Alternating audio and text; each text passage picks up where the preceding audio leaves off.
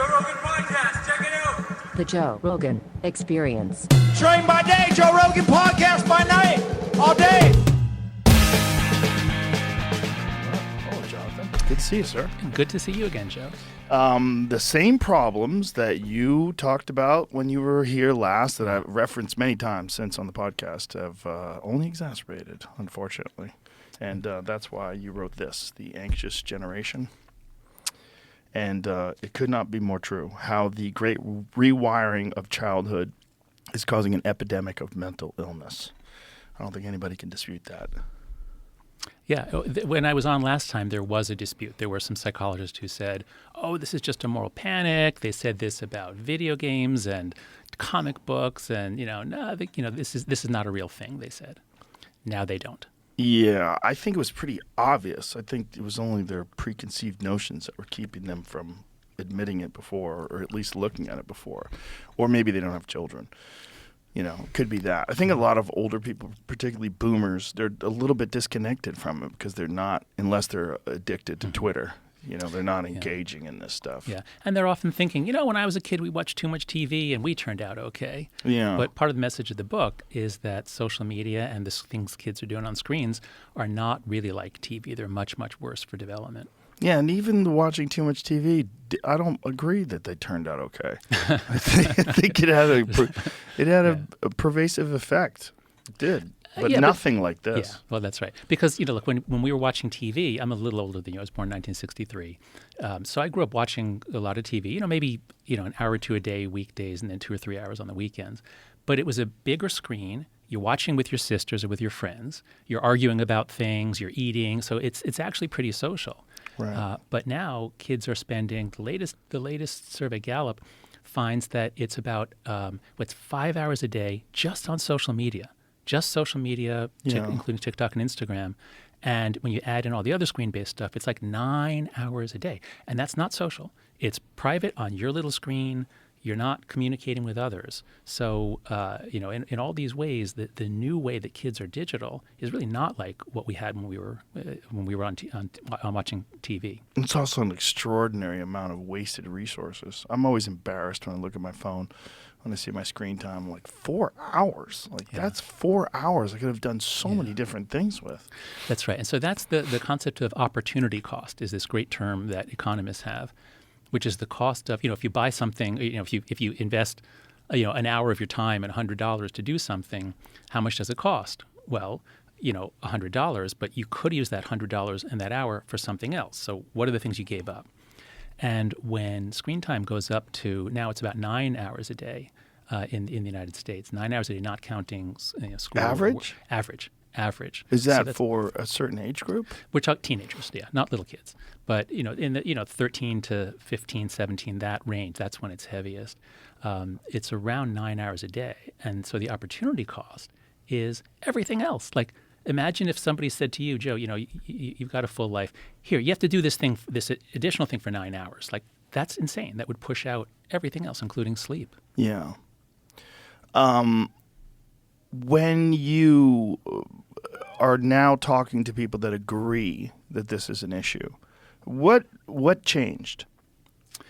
So you mean what changed? Like, why is there now more agreement? Yes. Yeah. So in 2019, when I was last here with you, my book, The Coddling of the American Mind, had just come out. And back then, people were beginning to sense that, this internet, the phones, the social media that we are all so amazed by, there was a very positive feeling about all this stuff in the early part, like in the 2000s. Sentiment was beginning to turn. But there was a big academic debate because when you look at studies that look at how do kids who spend a lot of time on screens, do they come out more depressed? The answer is yes, but the correlation is not very big. So there was a big argument among researchers, and that's when I got into this around 2019, really getting into that debate. And I think that Jean Twenge and I really had good data showing, there is an issue here. And then COVID came, and that confused everything. Because, basically when I was on with you last time, 2019, I was saying, what kids most need is less time on their devices and more time outside playing unsupervised. Let them be out unsupervised. That's what we need at 2019. COVID comes in, boom, exactly the opposite. What do kids get? No more time unsupervised. You can't even go out. I mean, in New York City, they locked up the playgrounds. They locked up the tennis courts. It was insane. No time outside with your friends. Oh, spend your whole day on screens. So that made everything worse. But people thought, oh, yeah, the kids are really messed up now from COVID. But they were wrong. COVID was terrible for a lot of kids. But when you look at the mental health trends over the last 20 years, COVID was a blip. COVID, actually, you know what? I've got some charts. You know, if you don't mind, I'd like to actually show these because at Did you send the data to Jamie so he can pull it up? I haven't sent it yet, but I'll oh, right, because you want. Yeah. Do you want to stop and do that? Or Yeah, do you let's wanna... pause real quick so you can I'm give sorry. out. Yeah. Jamie will give you the email address. Okay, we're back. All right. What are those things? Oh, so these are stickers for your kids.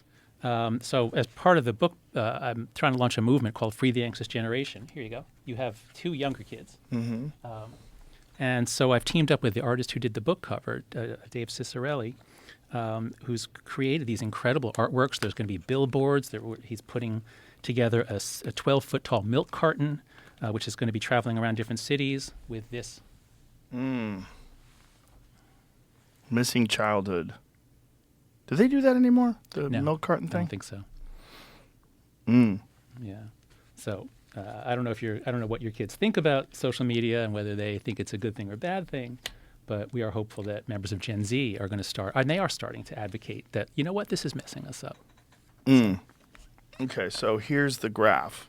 Okay. So this is the graph that I showed last time I was on. And what it shows, because I know most of your listeners are probably just listening to the audio, it shows that from 2005 to 2010, the rates of depression in girls was about 12% of American girls had a major depressive episode in the last year. And for boys, it was about 4 to 5%. And it's flat. There's no change. Then all of a sudden, around 2011, 2012, 2013, 2013, the numbers start rising, especially for girls. And it goes all the way up to 20% for girls. So that was a huge rise. And that's what I showed you last time. What is the difference between boys and girls? So girls suffer from more internalizing disorders. That is, when girls have difficulties, they turn it inwards, they make themselves miserable. So girls suffer from higher rates of anxiety and depression. That's always been the case, especially once they hit puberty. Boys, when they have psychological problems, they tend to turn it outwards. They engage in more violent behavior, deviant behavior, substance use. Boys, it's called externalizing disorders. But, you can see both boys and girls are getting more depressed. It's just that the effect is bigger for girls.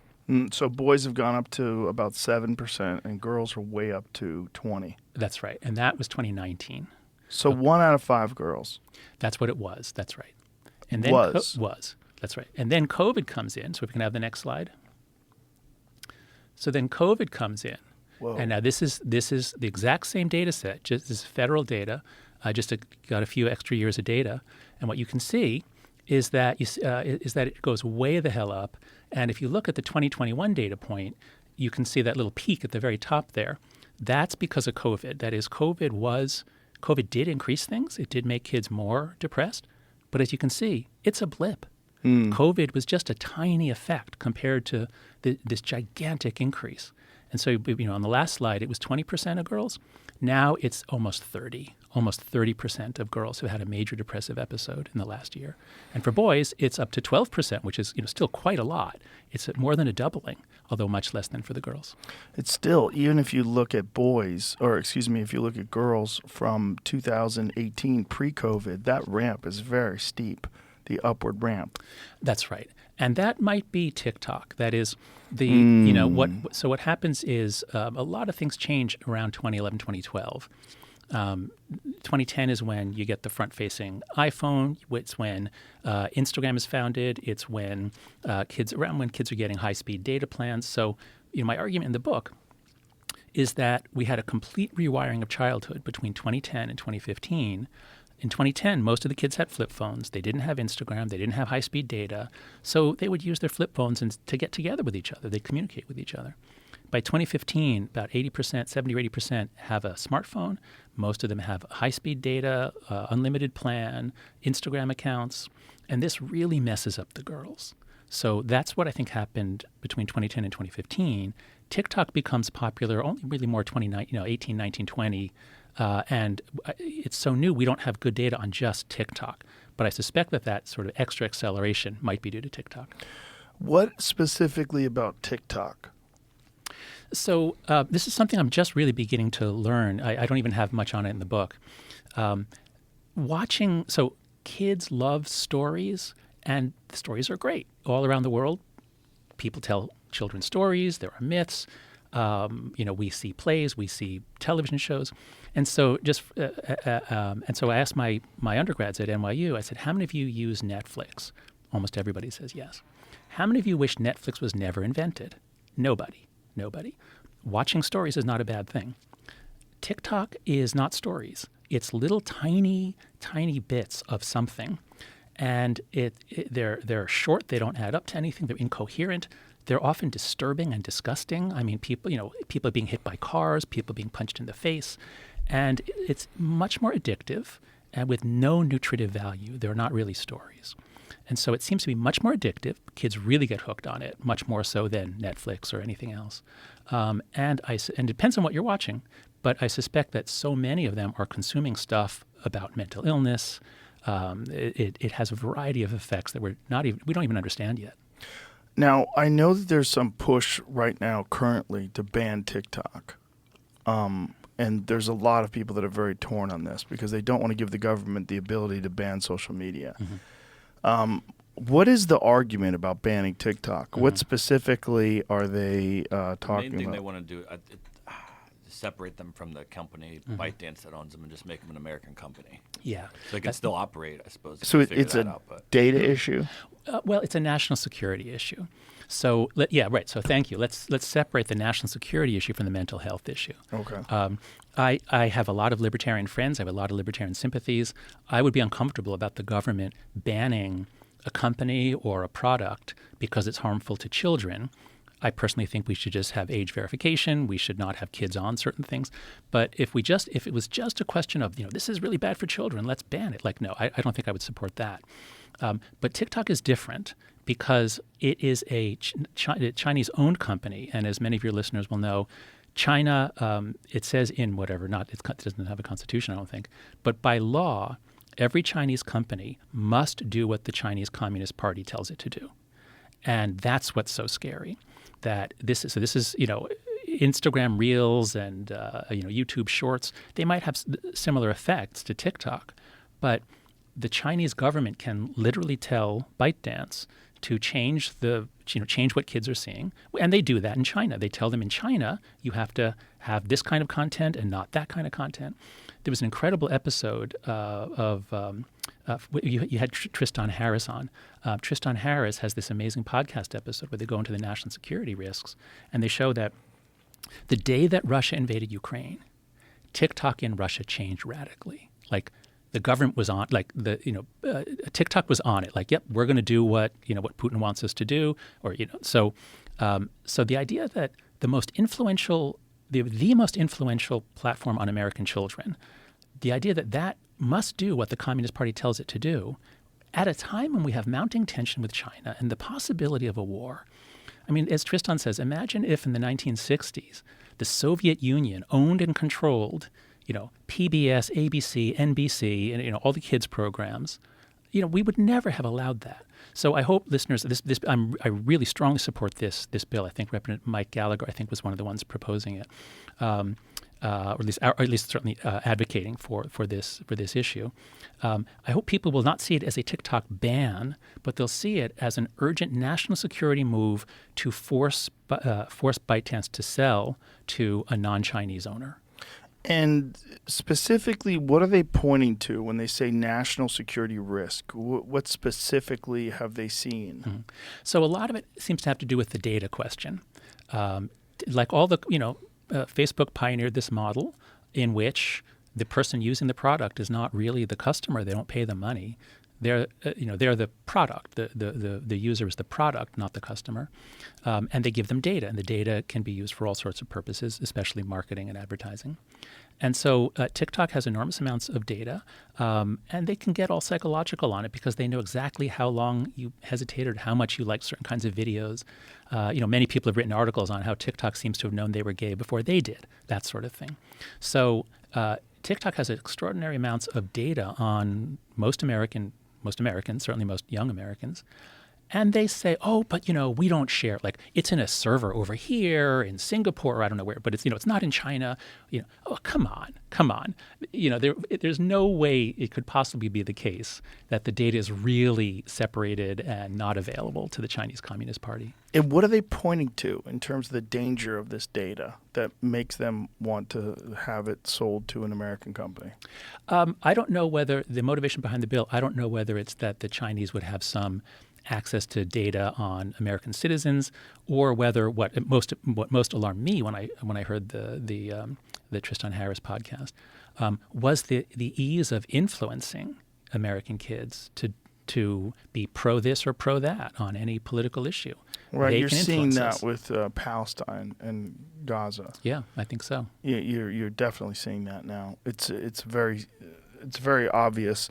Well, it's very obvious with many things with TikTok, trans stuff, and there's a lot of different things that they're encouraging, and people that are opposed to that are being banned, which is also very odd. And specifically, like female athletes, we had Riley Gaines, who was the female athlete that competed against Leah Thomas, and she has said that biologically male athletes should not be able to compete with biologically female athletes because they have a significant advantage. And she was banned from TikTok just for saying that. Yeah, that's right. So this relates to the larger issue that we talked about last time and that I hope we'll continue to talk about today, which is that social media has brought us into an environment in which anyone has the ability to really harm anyone else. There's an extraordinary amount of intimidation available via social media. And so this has led the leaders of all kinds of organizations to run scared. Greg Lukianoff and I saw this in universities. Why don't the university presidents stand up to the protesters who are shouting down visiting speakers? Isn't there a grown-up in the room? And then we saw it in journalism, newspapers and editors who wouldn't stand up for journalistic principles. And so I think what has happened here is that social media allows whoever is angriest and can mobilize the most force to threaten, to harass, to surround, to mob anyone.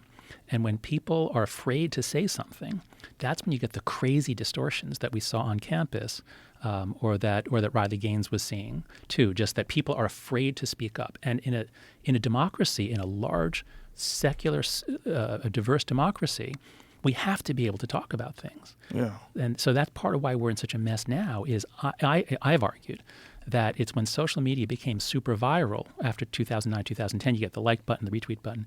Social media wasn't really bad or harmful before. It wasn't terribly harmful before then. But by 2012, 2013, it had really become as though everyone had a dart gun. Everybody could shoot everyone. And that's when we began sort of like teaching on eggshells in universities, because our students could really do a lot of damage if we said one word they didn't like. And it's not just the students, which is really disturbing. We've talked about this before. There was an FBI security specialist who estimated that somewhere in the neighborhood of 80% of the Twitter accounts were bots. Which is very strange, because that means that they're mobilizing specifically to try to push different narratives. Yeah, that's right. So if you think of, people say, well, now Twitter is the public square or things like that. It's not a public square. It's more like the Roman Colosseum. It's more like, a place where people say things and the fans are in the stands are hoping to see blood.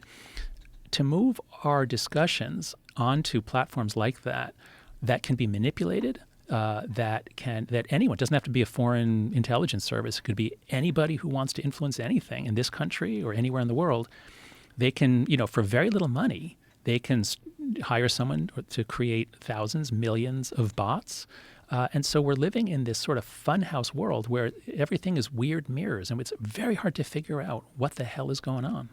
Have you ever sat down and tried to figure out a solution to this other than trying to encourage people not to use it? Jamie, did something happen to the volume? Just drop lower? Okay.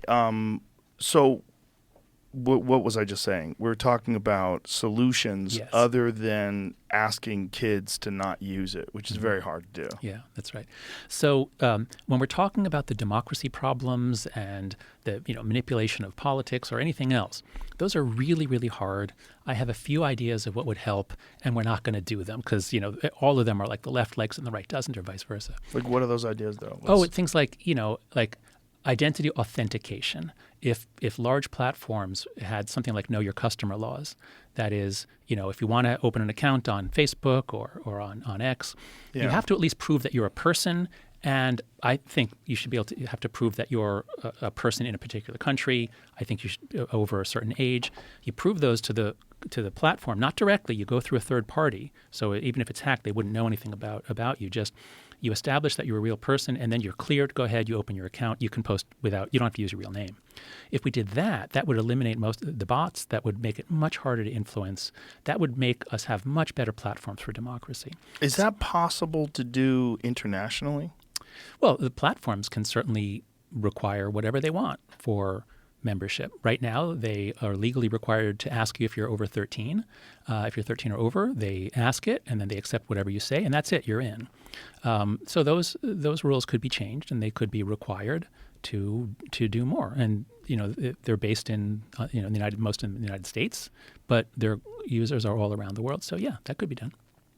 So one of the things that people are nervous about when it comes to authentication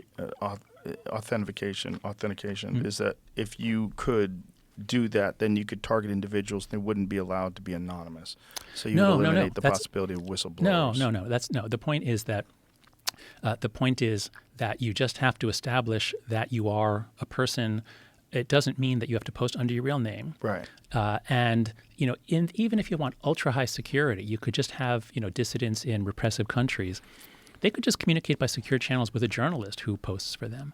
So I understand the concern, and there are values to having anonymity. But I think what we're seeing now is that the craziness, the way it's affecting, it's making it harder for democracies to be good, vibrant democracies, and it's making it easier for authoritarian countries like China to be powerful and effective authoritarian countries. So I think we have to start weighing the pluses and minuses, the costs and benefits here. Right, but how would you ramp that up? Like, how would you implement that internationally? Like, say, if you're talking about people in Poland, just pick a country. Yeah. Well, the platforms can do whatever they want, but then, yes, how would if a company starts in Poland, then the U.S. Congress would have no influence on that. Right, like China could pretend that, and they could falsify the data that shows that these are individuals. Oh, I if see. They wanted to empower a troll farm. Oh, I see. You're saying even if American companies did this, the Chinese could still get around it. Yeah, that's true. You're never going to have a perfect system. But right now, it's just so easy and cheap and free to have massive influence on anything you want. But the larger question here was, you asked me, like, what can we do? And what I'm saying is, there are some things like identity authentication that I think would help. But yes, there are implementation problems. There's all kinds of political questions. So my basic point is, man, those problems I don't know that we can solve, but we can do better. Oh, and I should point out, a lot of these have to do with the basic architecture of the web. When we moved from Web 1, which was put up information, it's amazing, you can see things from everywhere, to Web 2, which was directly interactive. Now you can buy things, you can post stuff, and it's the Web 2 that gave us these business models that are about that have led to the exploitation of children and everyone else. And I'm part of a group, Project Liberty. If you go to projectliberty.io, that's trying to have a better Web 3. Where people will own their own data more clearly. As the architecture changes, it opens us up to new possibilities and risks. So there are some hopes for a better internet coming down the pike.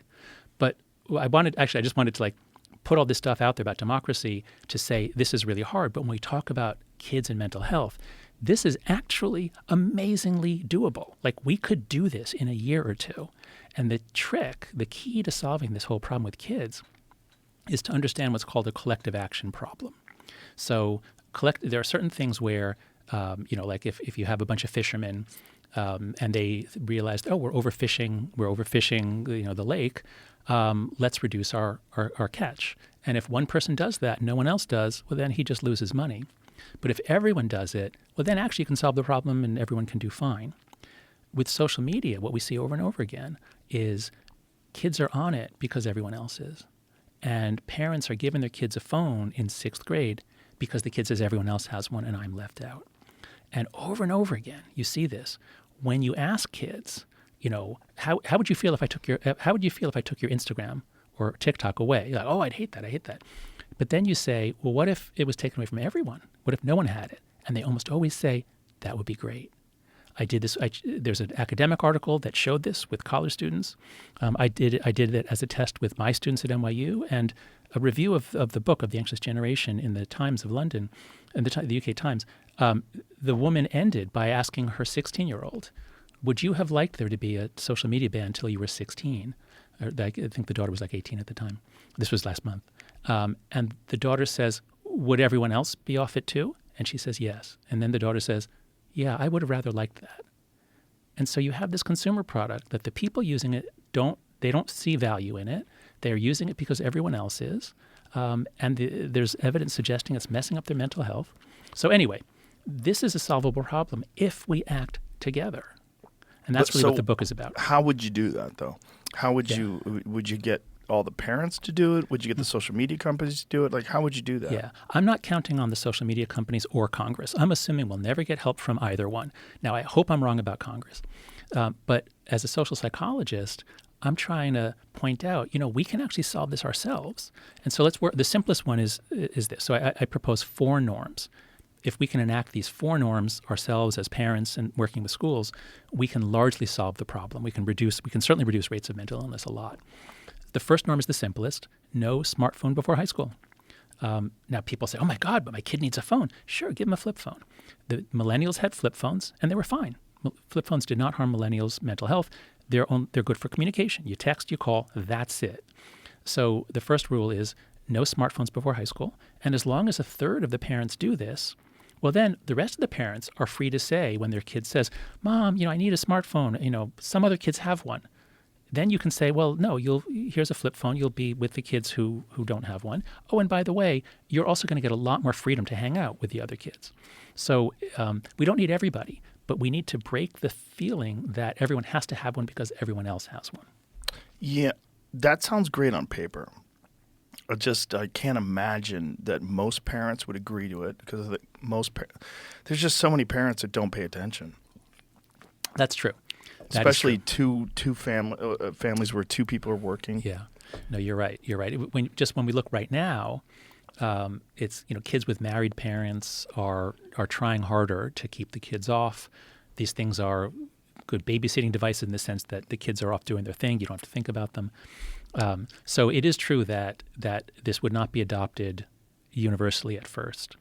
But I think we could still develop a norm that it's just not appropriate for children to have a smartphone. They should have flip phones.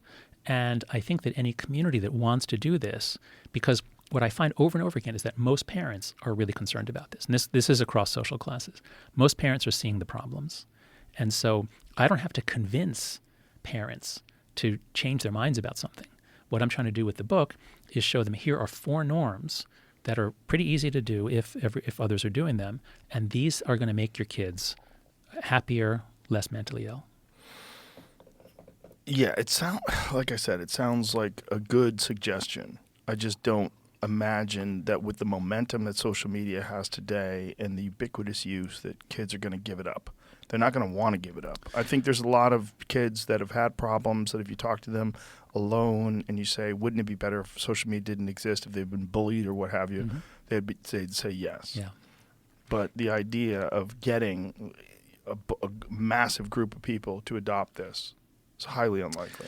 Well, you may be right, but I'm encouraged because whenever I speak to Gen Z audiences, and I've spoken to middle schools, high schools, college audiences, I always ask, do you think I got this wrong, or do you think this is a correct description of what's happening? They agree. They're not in denial. They see the phones are messing them up. They see that social media is messing up the girls especially.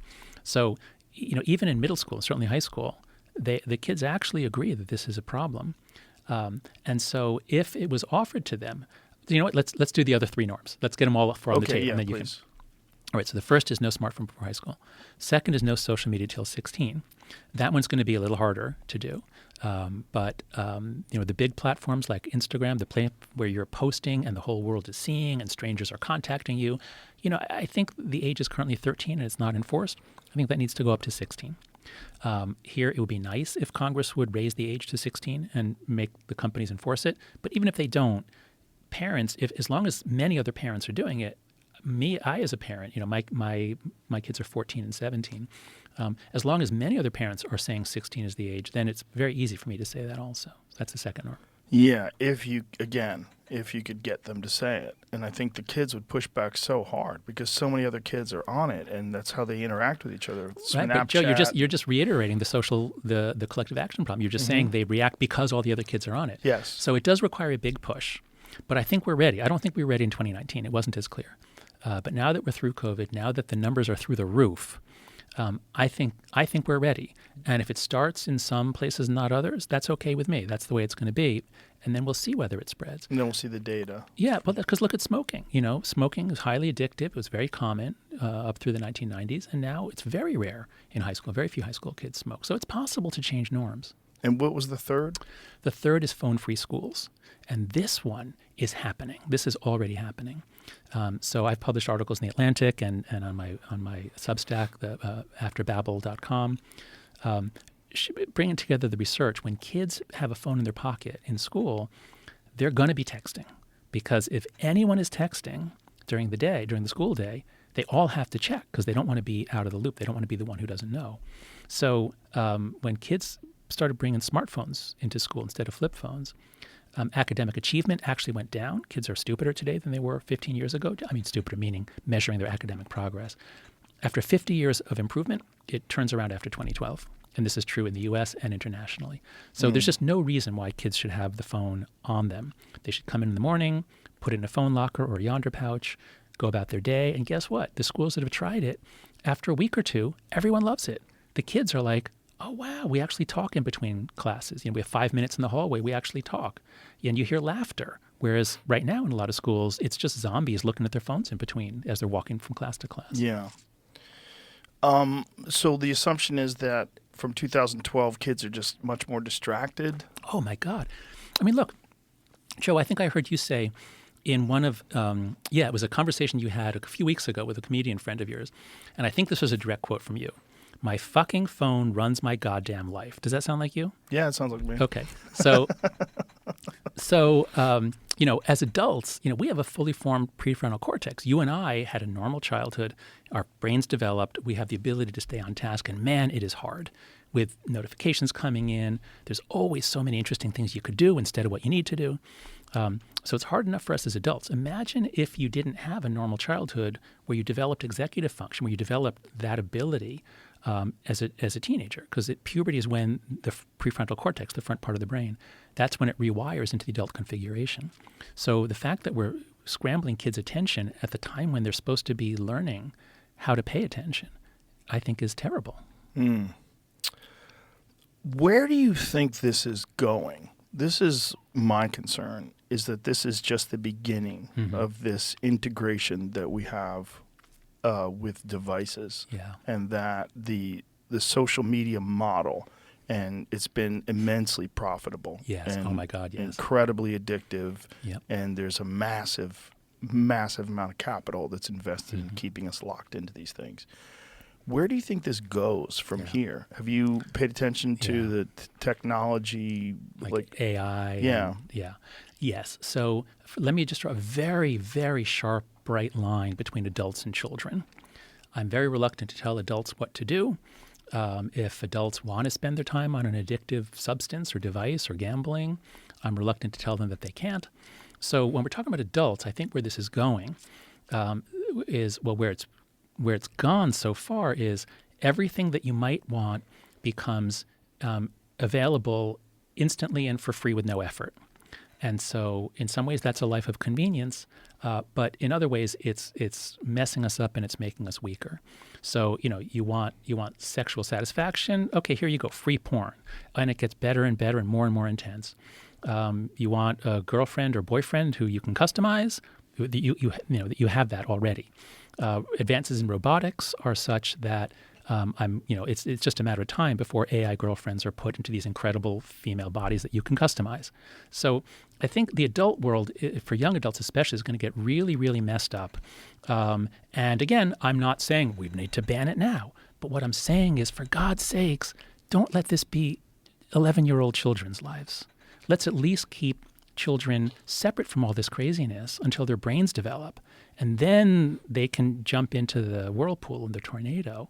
But the fact that our 11-year-old girls are now shopping at Sephora for anti-wrinkle cream or all sorts of expensive skin treatments, this is complete insanity. Yeah. So let's at least protect the kids until they're through puberty. Well, that would be nice. That would be nice. Kind of essential, I think. It's just the way I see adults being so hooked on these things. There's so many adults that I know that are engrossed in this world of other people's opinions of everything they think and say. That's right. And it just doesn't give you enough time to develop your own thoughts and opinions on things. That's right. So many people are dependent upon other people's approval. And there's just so many people that are addicted to interacting with people online and not interacting with exceptional people in the real world. Yeah, that's right.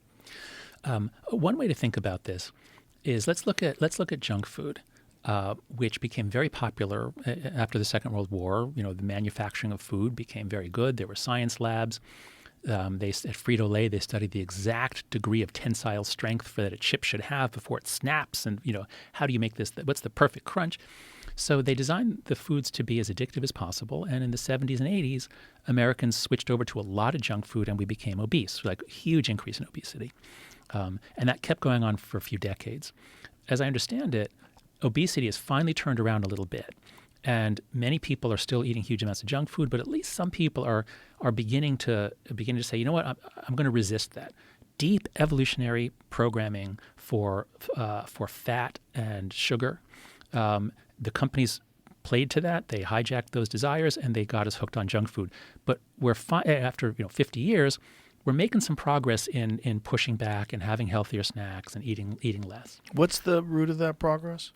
I don't actually know the numbers. I just know a few years ago I saw something that for the first time obesity actually went down in the United States. I don't know that that's still true today, but this was like 3 or 4 years ago. Before COVID, I saw something. Do we know what caused it to go down? I don't. I'm just assuming that this is an issue that we dealt with as a society, and we didn't know what we were doing at first, and we got hooked. And the efforts to educate people and to develop healthier alternatives. So again, I don't know. I should have looked at the data before I came here, but I'm just using this as an analogy. I'm sure Jamie can find something. Okay, yeah, maybe, look it up online. Is obesity still rising in the United States, or is it actually a little lower than it was 10 years ago? That's the question. I quickly found this study here, but I haven't even got a chance to look at it yet. This is the second time I've done this. Something about this is giving me anxiety. I'm spilling this. Update on the anxious obesity podcaster. epidemic. After the sudden rise, is the upward trajectory beginning to flatten? Okay, so it's a question. And what year was this? So do you think it's just 2023. people recognizing that they're developing health issues and they're taking steps to discipline themselves and mitigate some of these issues? Or is there some sort of information push that's leading them in that direction? Yeah, that I don't know because it's not my field. But I would say that is a probably necessary precondition, like understanding the problem and developing in people a desire to change it. And then it's hard to change. I love chips, I love chocolate, I love ice cream. It's hard to change. But over time, a society adapts. And now the question is, will we adapt to social media? Because the desire for sugar and fat and salt is very deep. The desire for others to think well of us, to hold us in esteem, I would say is just as deep and much more pervasive. It's much stronger, I would say. And so because, as adults, we're very concerned. When I put out a tweet, I know all this stuff. I know how terrible this is for me to check. I'm busy. I've got things to do. But I'll go back and I'll check how the tweet is doing 30 seconds later. Like I'll go, and then I'll check again 5 minutes later. And 10, so it's hard for me to resist that. Like, what are people saying about the thing that I just said? Yeah. But the question is, will we adapt to it in some way so that we begin, as with junk food, we're still going to be consuming junk food, but maybe we'll keep a lid on it. I don't know. But what I can say with not confidence, but what I think is the case, is as long as our kids are going through puberty on social media and video games, and they're not developing executive control, I do not think they will be able to keep a handle on this as adults. I do not either. Again, as you're saying, we are adults. We grew up without the internet, and we grew up without all these problems, and it is hard. I try to tell all my friends to use my strategy, which is I What's call that? post and ghost. Okay. I don't read anything. I just you post right, things. Yes. I post things. I don't read comments. Yeah. And No, that's really it's made smart. me immensely more happy. Yeah. It's a massive difference. I very rarely use Twitter. The only reason why, or X, whatever, the only reason why I use it is to see information, to see things. I don't read anything about myself, and I certainly don't. I very rarely post at all. And if I do post, I certainly don't read what, because first of all, I'm aware of this number, this FBI security specialist, the 80% of it, and I see it all the time. There's so many times where I'll see any social issue, any political issue, anything that's in the zeitgeist. When you see someone post about it, you'll see these people posting. And I'll look at it. It's like a couple of letters and a bunch of numbers. And I'll go, okay, is that a real person? And then I go to their page. Nope, not a real person. How many of them are there? And there's a lot of them, man. Yeah. There's a lot of them, especially when it comes to things like Ukraine, Israel, Gaza.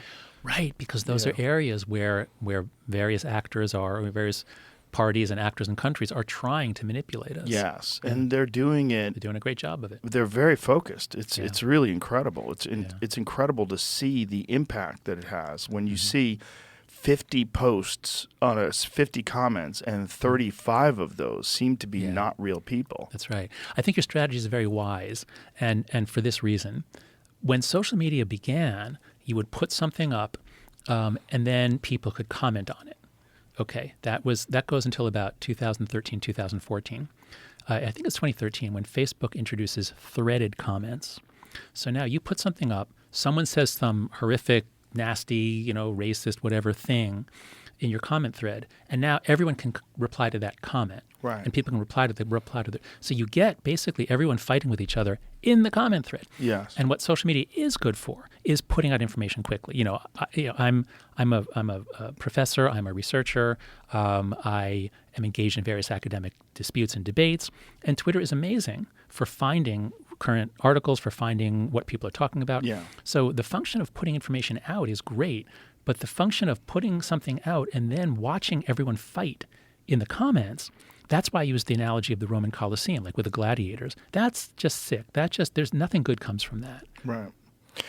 My concern is that we are paddling upriver. Yeah.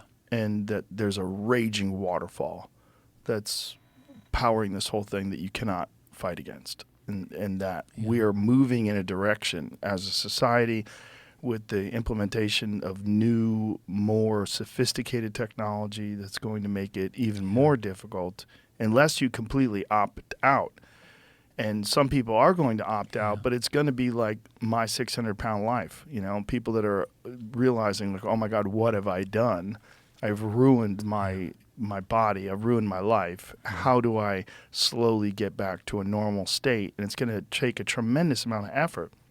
Think about the amount of effort, the amount of focus that people have on comments and things. If you're addicted, if you're currently deep into it right now, where you're tweeting constantly, there's people that I follow that I know they're tweeting 12 hours a day. Yeah, that's right. It's sad. It's so sad. Yeah, they're addicts. Yeah. Like my fear is that this is only going to get greater. Yeah, I share that fear, and if current trends continue, it's really not clear how we get out of this. Something might break in a big way. Humanity has faced many crises before. That doesn't mean, as they say, past performance is no guarantee of future success. So we've faced many crises, and we've always come out stronger. But we've never faced anything like this. That's right. This is a categorically rewiring. That's right. Exactly. That's right. So we faced many external threats. We faced diseases. We faced wars. Those have come and gone. But this is a rewiring of the basic communication network of society in ways that link up with so many of our deepest motivations. This is a challenge unlike any we've ever faced. So I think what we really need, I'm speaking as a university professor, is we really need great social sciences. We need great sociologists. We need people really studying this. But it's all happening so fast. And then the problems in universities of political concerns sweeping in. So I fear we're sort of heading towards this. Well, you said like going upstream to a waterfall. I think it was like going like downstream. We're about at the top of a waterfall, going to go over the edge. That too, yeah. Well, we're trying to paddle, but that's the direction that we're moving in. Yeah, that's right. Yeah. That might be the case. That we live at a very interesting time in history when in the 90s the future looked so bright, and now it doesn't. My fear is that we are no longer going to become human. That we will no longer be human. We'll be a different thing. And I think the implementation of technology is what's going to facilitate that. I think we're how many years away from Neuralink and something's similar to it that's going to change how we interact completely. And that it's not going to be it's not going to be a question of whether or not you opt out, whether you pick up your device. Your device is going to be a part of you. And there'll be incentives that, whether it's performance incentives, whether it's you're going to have more bandwidth, whatever it is. A competitive advantage. Yeah, that's the real fear of something like Neuralink or whatever. Right. If they can figure out a Neuralink that doesn't require surgery, if they can figure out something that does that without surgery, the advantage of having that in a competitive sense in terms of like business and technology and industry, it's going to be massive, and it's going to be so difficult to get people to not do that it's going to be like phones. I mean, I remember when I moved to Los Angeles in 1994, I bought a Motorola StarTAC, and I was like, look at me. I had a phone in 1989. Oh, wow. One of the big ones that went to a satellite? It was actually connected to my car in 1989, and it was very advantageous. My friend Bill Blumenreich, who owns he owned the Comedy Connection. He owns the Wilbur Theater now in Boston. And I got a lot of gigs from him because he could call me when someone canceled. Someone got sick, and they said, hey, can you get to Dartmouth at 10 p.m.? I'm like, fuck yeah. And so I got gigs from that. And we joke about it to this day that I was like the first guy that he knew that had a cell phone. It was a huge advantage. And I remember when I had one in 94, I was like, this is great. I can call my friends. I don't even have to be home. There was so many positives to it. And it gave you an advantage. It gave you an advantage. You didn't have to be home. If there was a business thing that I had to deal with, there was something going on with my career, I could deal with it on the phone at Starbucks or wherever I was. My fear is that this is going to be that times a million. It's going to be you have to have it in order to compete. Just like you kind of have to have an email today. You kind of have to have a cell phone today. Yeah, that's right. That's right.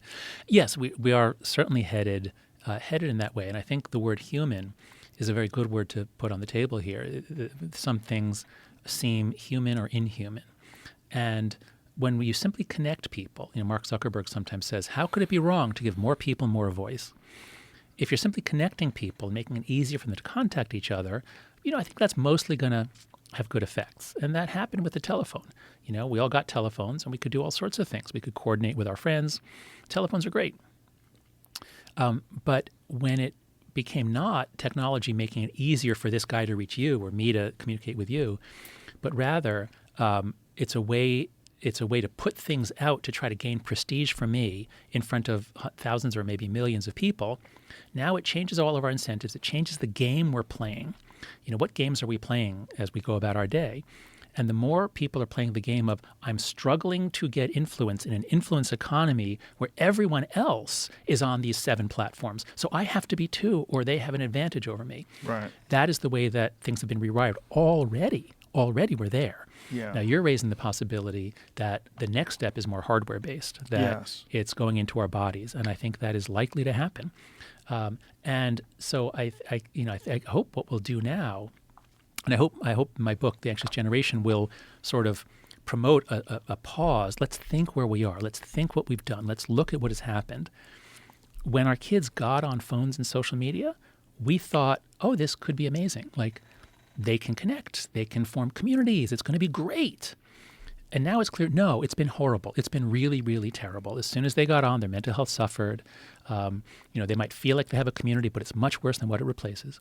So I think what we're seeing is the sort of the techno-optimists, the sort of the futurists who say, oh, it's going to be amazing. We'll have Neuralink. We'll have all this technology. We'll be able to do everything. Like, here's where we have to heed, I think, the warnings of the ancients, of religious authorities, of those who warn us that we are leaving our humanity and we're stepping into an unknown zone where so far the initial verdict is horrible. So if we keep going without putting on some brakes, yeah, I think we're going to a horrible place. Yeah, my fear is that it won't be horrible. Oh, it'll feel good. Yeah, that it'll be amazing. So my genuine fear is the rewiring of the mind in a way that can enhance dopamine, enhance serotonin, and do things that can genuinely make you feel better. Yeah. And that in the short run. Yes, and that we will decide that this is a better thing. Just like, look, regardless of how you feel about SSRIs, most people think that they're being dispensed too readily, and that too many people that get on antidepressants could have solved that issue with exercise and diet, because this is a big part of the reason why people are feeling shitty in the first place is their body's failing. Yeah, and having less sex. I read recently that the SSRIs are suppressing sex drive in many people. So there's that. There's a lot of issues that come along with those, and yet there's immense profit in making sure that people take those and stay on those. My fear is that if you can do something that allows people to have their mind function, have their brain, their endocrine system, have all these things function at a higher level, then everyone is going to do it. You would not want to just be natural and depressed if you could just put on this little headset and feel fantastic. And maybe it could be a solution to so many of our society issues. Maybe bullying would cease to exist if everyone had an increase in dopamine. It sounds silly. But if dopamine increased look, if you have an entire society that's essentially on a low dose of MDMA, you're not going to have nearly as much anger and frustration. And you also are not going to have as much blues. You're not going to have as many sad songs that people love. You're not going to have the kind of literature that people write when they feel like shit. It's unfortunate, but also as a whole, as a society, it probably would be an overall net positive if people did not want to engage in bullying, did not want to engage in violence, did not want to engage in theft, were more charitable, if more benevolent. If you look at things in that direction, that's my concern, is that the rewiring of the mind, what we're essentially seeing right now is a rewiring of a mind that we didn't anticipate it. It has negative consequences. We thought about it in a positive way. Oh, this is going to be great. We're all going to be connected. How would it be bad that people could have more voices, like Zuckerberg says? But my fear is that it's going to just change what it means to be a human being. And my genuine feel is that this is inevitable, and that as technology scales upward, this is unavoidable. Right now, it certainly feels that way. And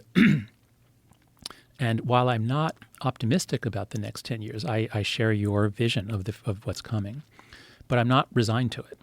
People always say to me, I go around saying we need to do these 4 norms, we can do them, and people say, oh, that ship has sailed, the train's left the station. But if a ship has sailed and we know that, it's going to sink, we can actually call it back. I've been on airplanes where they leaves the jetway, and then they call it back because they discover a safety issue. So we are headed that way, I agree.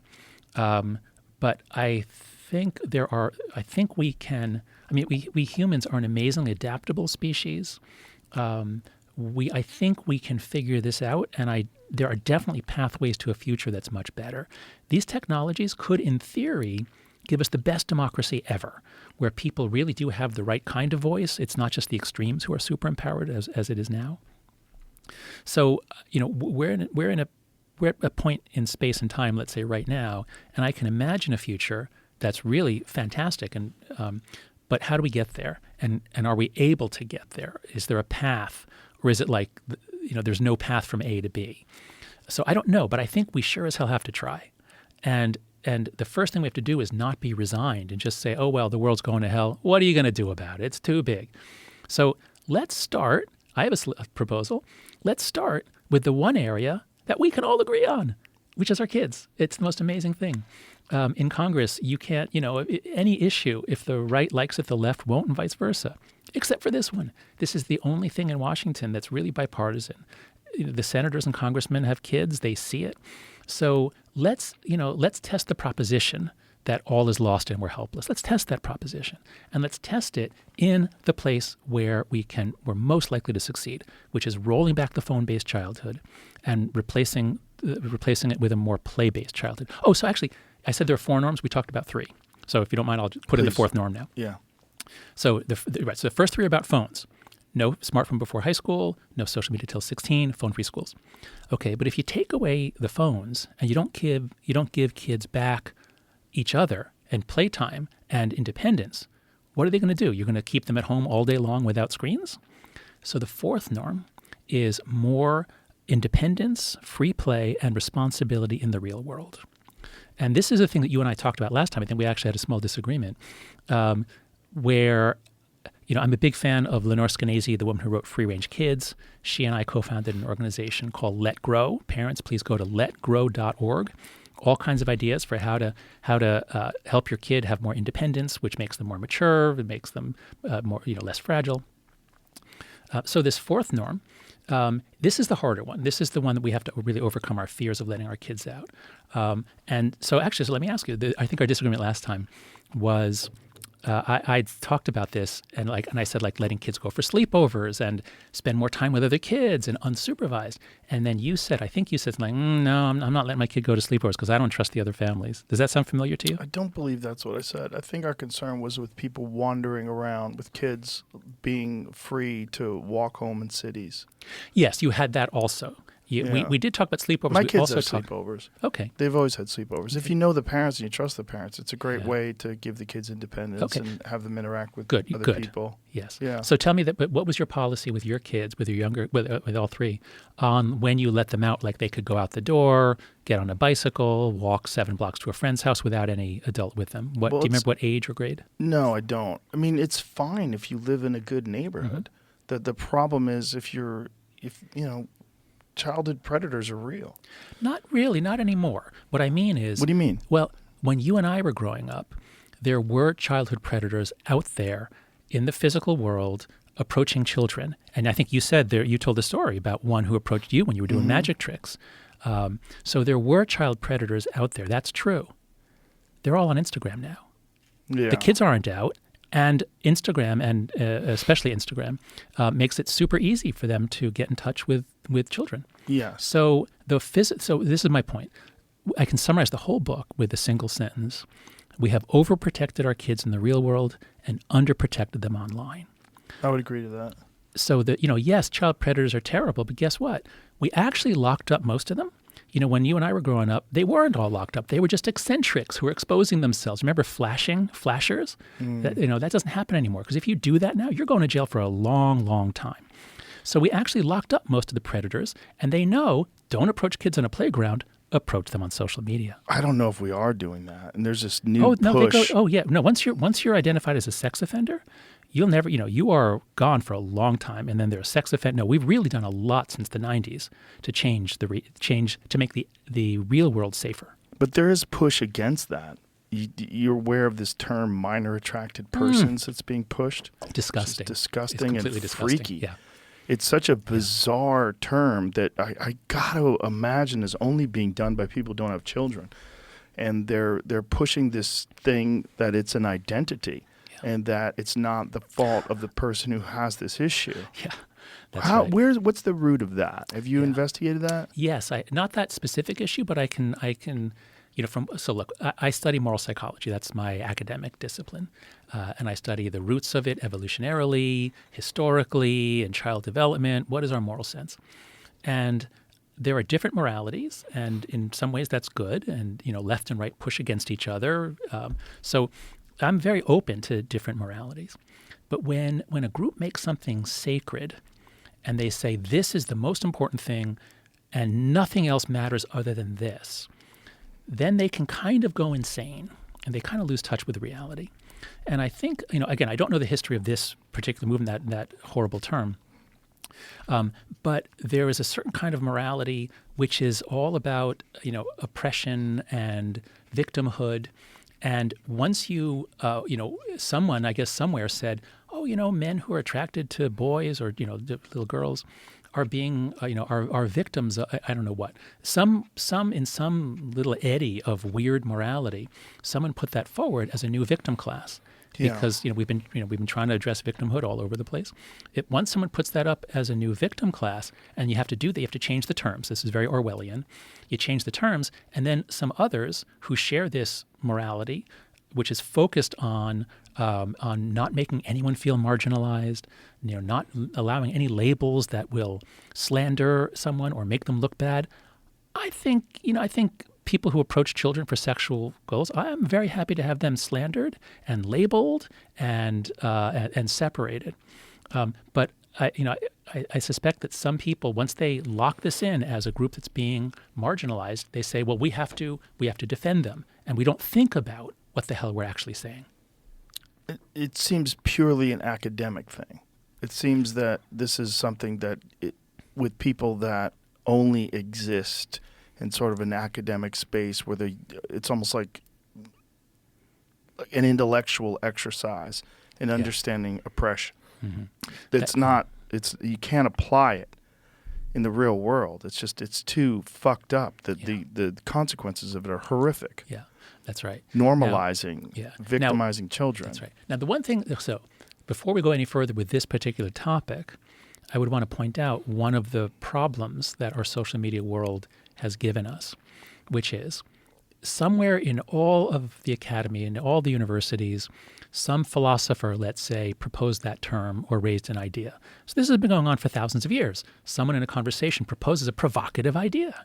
What if we think about this as minor attracted person?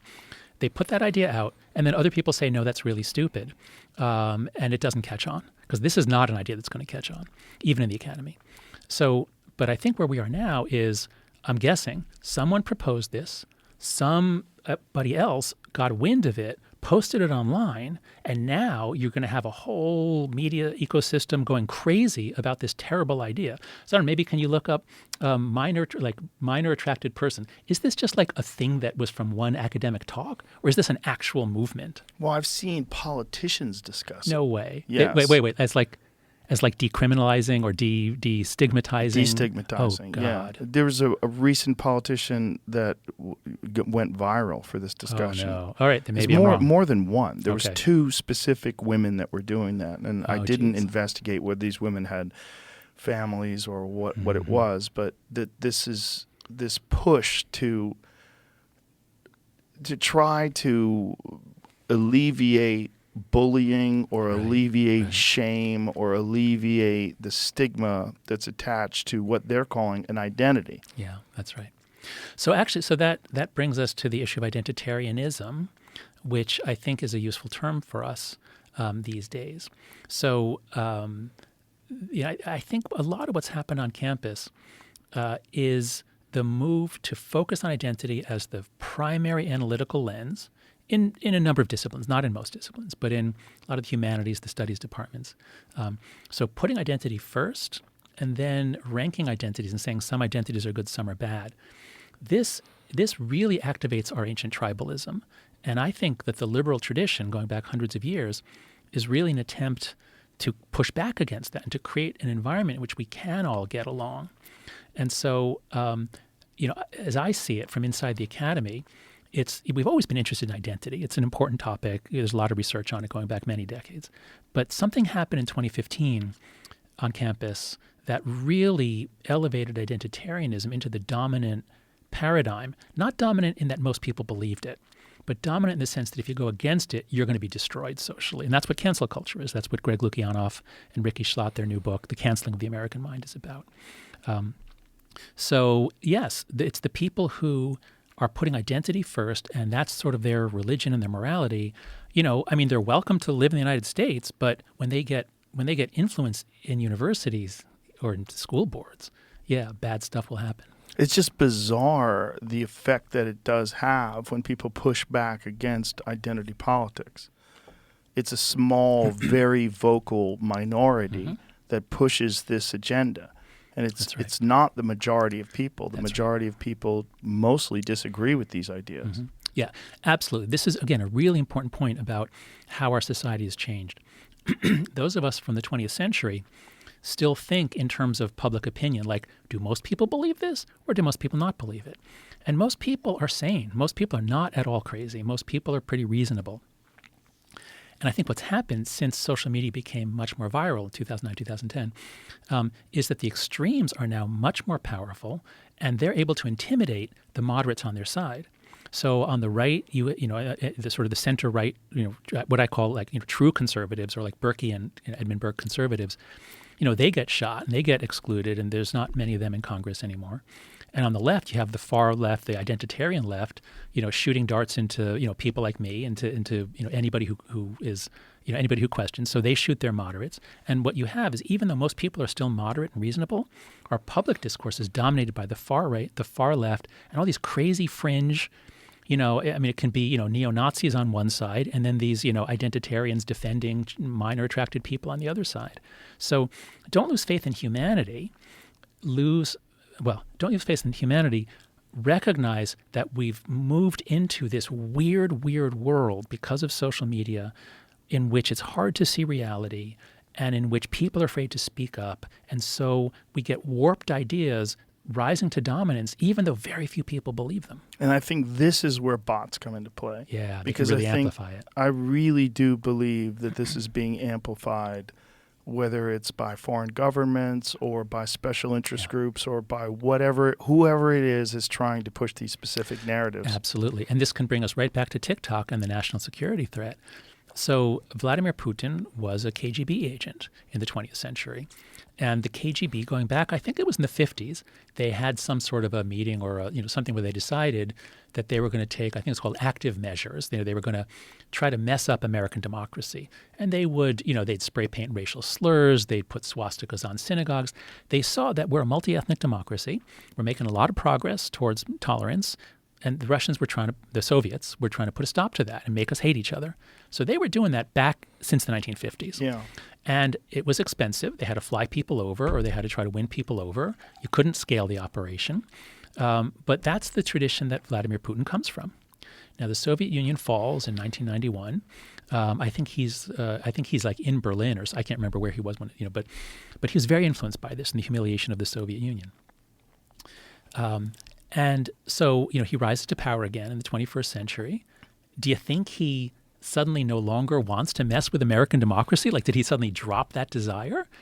We basically handed him the tools. We said, okay, you can open as many Facebook accounts as you want, Twitter accounts, open as many as you want. There's no identity authentication. There's no age verification.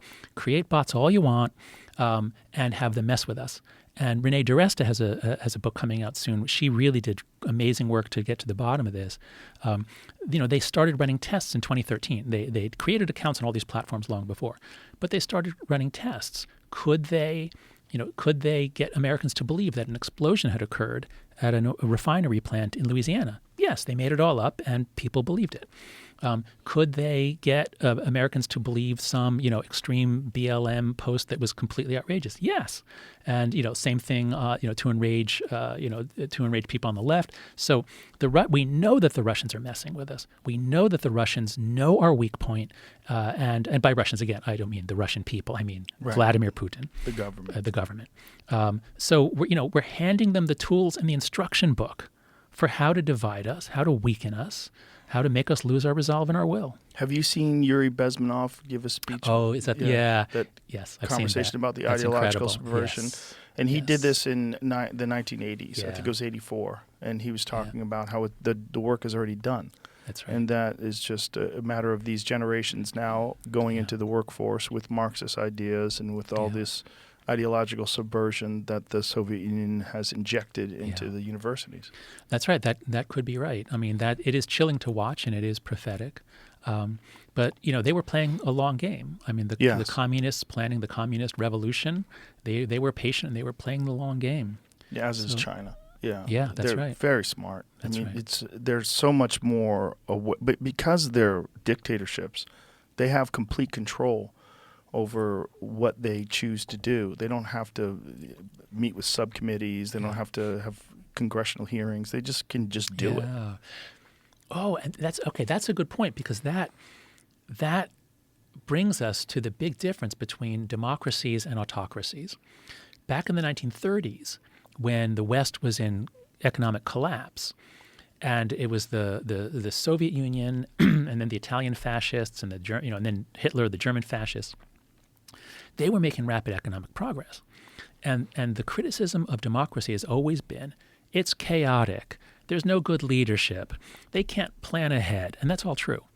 But why did we triumph in the 20th century over all these other models? Because democracy gives us a degree of dynamism where we can do things in a distributed way. We have people just figuring stuff out. We have an incredibly creative economy and business sector.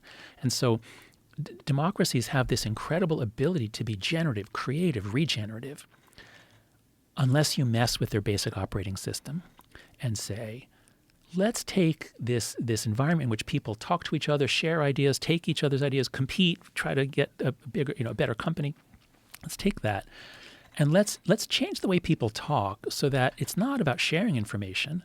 It's about making them spend all day long, 9 hours a day, competing for prestige on social media platforms, and in a way that empowers everyone to complain all the time. This, I think, really saps the dynamism. I think this social media, what I'm suggesting, I haven't thought this through, what I'm suggesting is that whatever the magic ingredient that made democracy so triumphant in the 20th century, Western liberal democracy, American-style democracy, whatever made it so triumphant is being sapped and reduced by the rapid rewiring of our society onto social media. Yeah, I would agree with that. And I think it's also being influenced, again, by these foreign governments. Absolutely, yes. That have a vested interest in us That's being right. at Why each other's wouldn't throats. they? Why wouldn't they? It's so cheap. It's so cheap, it's so effective, and it seems to be the predominant way that people interact with each other. That's right. When you say that you've been attacked, like what have you specifically been attacked about? Oh, it's just, in the academic world, if you say anything about any DEI-related policy, you'll be called racist or sexist or homophobic or something.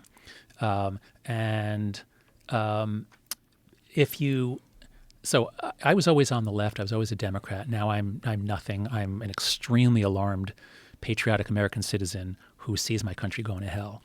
I'm in that camp. Yeah, a lot of us are. A lot of us are, politically homeless now. Yeah. But I sort of started my career in political psychology. So my original work was on how morality varies across cultures. I did my dissertation research in Brazil, and then I did some work in India. And it was only in the 90s that our culture war heated up, and I began to see that left and right were like different countries. We had different economics textbook, different American history, different U.S. Constitution. It was like different worlds. And I began actually trying to help the left stop losing elections, like in 2000, 2004. As a Democrat, I thought I could use my research in moral psychology to help the Democrats understand American morality, which they were not understanding. Al Gore and John Kerry, I thought, did a very bad job. So I've all along been sort of critical of the left, originally from within the left. And that's a pretty good way to get a bunch of darts shot at you. Nothing terrible ever really happened to me. I don't want to, lots of people have been truly canceled, shamed, lost their jobs, considered suicide. So nothing like that has ever happened to me.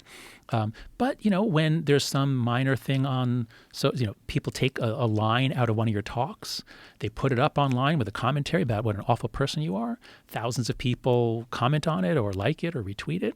It hurts. It's frightening in a way like nothing else I've ever known. And how many of those people were even real people? Yeah, that's right. This is the real question. That's right. Because it really is in dispute. And it was one of the major disputes when Elon bought Twitter. Right, that's right. I mean, one of the things that's come out of Elon buying Twitter, and thank God he did, as much as people want to talk about the negative aspects, which are real, which I've seen racism and hate go up on Twitter. I've seen it being openly discussed, which is very disturbing. But what we did find out is that the government was involved in this, and that the federal government was interfering with people's ability to use these platforms for free speech. I mean, because of COVID. Yes, that's right. Yes. That's right. But I feel like that's just a test run. Being able to implement that for that, then you can implement it for so many different things. Dissent about foreign policy issues, dissent about social issues. That's right. There's so many different ways they can do it if they can somehow or another frame it in a way that this is good, better for the overall good of America. Yeah, that's right. So that's why I never talk about content moderation. I'm not interested in it. There has to be some, but most people focus on the content. And they think if we can clean up the content or change the content, or in those Senate hearings we saw a couple months ago, if we can reduce the amount of suicide promoting or self-harm promoting content that our kids are seeing, then all will be well. No, it's not primarily about the content. I agree with you that the government was influencing these platforms to suppress views that they thought were wrong, and some of which turned out to be right. I'm a big fan of my friend Greg Lukianoff, who runs the Foundation for Individual Rights and Expression. So I think we shouldn't be thinking about social media like, well, how do we keep the wrong stuff off and only have it have the right stuff? I think almost only about architecture. How is this platform designed? And can we improve it in ways that are content neutral? Can we improve it in ways that aren't going to advantage the left or the right, but are going to make it more truth-seeking? And so Frances Haugen, the Facebook whistleblower, when she came out, she had all kinds of ideas about how, settings, things that Facebook could have done to reduce the incredible power of the extremes. The farthest right, 3%, the farthest left, 3%, and then a bunch of just like random weirdos who just post a lot. They have extraordinary influence. And that's not about a left-right thing. That's about, do we want an information ecosystem that super-duper empowers the extremes and silences the middle 80%? Hell no. So that's the kind of regulation that I favor, focusing on making these platforms less explosive and more useful. And there's also this discussion that comes up a lot about algorithms. Algorithms have essentially changed the entire game, because it's not just what's online. It's what do you interact with more frequently. And that's accentuated. Yes. And the problem with that is most people interact with things that rile them up. Right. And so you're developing these platforms that are immensely profitable that ramp up dissent and ramp up anger and ramp up arguments. And like in the case of yourself, instead of just debating you on these issues and doing it in a good faith manner, Jonathan Haidt believes this. This is why I disagree. I think of this or that. Instead, they'll label you as whatever. That's right. Racist, sexist, homophobic, Islamophobic, xenophobic, whatever they can say, whatever pejoratives they can throw at you that essentially this reductionist view of your perspective that makes it incredibly negative. That's right. And then you'll get bots that interact with that, that push that. That's right. So Twitter only went to algorithms, I think in 2017. So before then, people who tweet a lot, so I remember people talk a lot about algorithms as though that's the cause of the whole problem.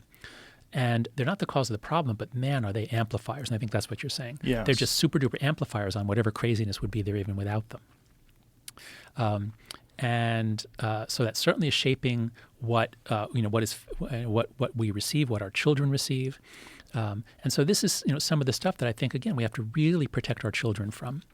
To have a company able to micro-target their exact desires, even when they don't know what their desires are. It's a degree of control and influence over children in particular that I think they should just be protected from.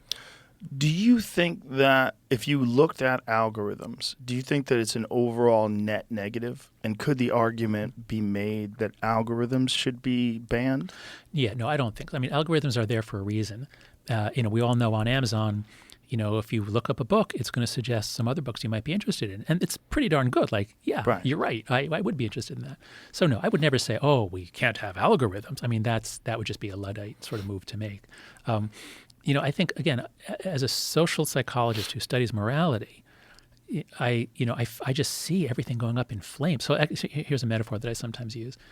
Suppose you're the California Department of Parks, and you have 100 years of experience fighting forest fires. You know everything about the wind, the humidity, what season. You've got it down to a science. And you're doing the best you can to keep forest fires under control. And then one day, God decides to just mess with the world and changes the atmosphere from 20% oxygen to 80% oxygen. And if we suddenly were in a world where 80% of the atmosphere was oxygen, everything would go up in flames. Every electronic device would be burning right now. So that's kind of what happened after 2009, 2010. That's kind of what happened once we switched over to be about. So I would say the retweet button, that move to virality, that I think is even more guilty of causing the problems even than algorithms. I don't know that it's necessarily one versus the other, but that's the way I see it. That we're in a world where the technology is so quick to ramp up whatever will most engage us, and that's mostly emotions such as anger. So yeah, that's why it feels like everything's burning. And this doesn't seem like it's slowing down. It seems like it's ramping up, and it seems like they've gotten more efficient at the use of algorithms and all these different methods like retweeting and reposting and different things that sort of accentuate what people are upset about and what people get riled up about. Yeah. Yes, I think it is accelerating, and for two reasons. One is that it's just the nature of exponential growth. It's the nature of progress. I think in the 19th century, a guy named Adams gave us, the Adams curve. It was like he was noticing, like, wow, the amount of work we're able to do now that we're harnessing steam in coal, keeps growing and growing and growing. And at some point, it's going to be going up so fast that it'll go up an infinite amount every day, or something. You reach an asymptote, you reach a point at which it's insane.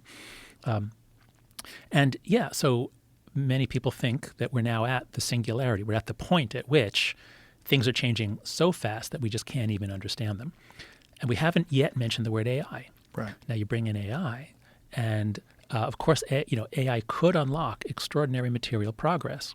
Mark Andreessen has been arguing that. But as a social scientist, I fear it's going to give us material progress and sociological chaos.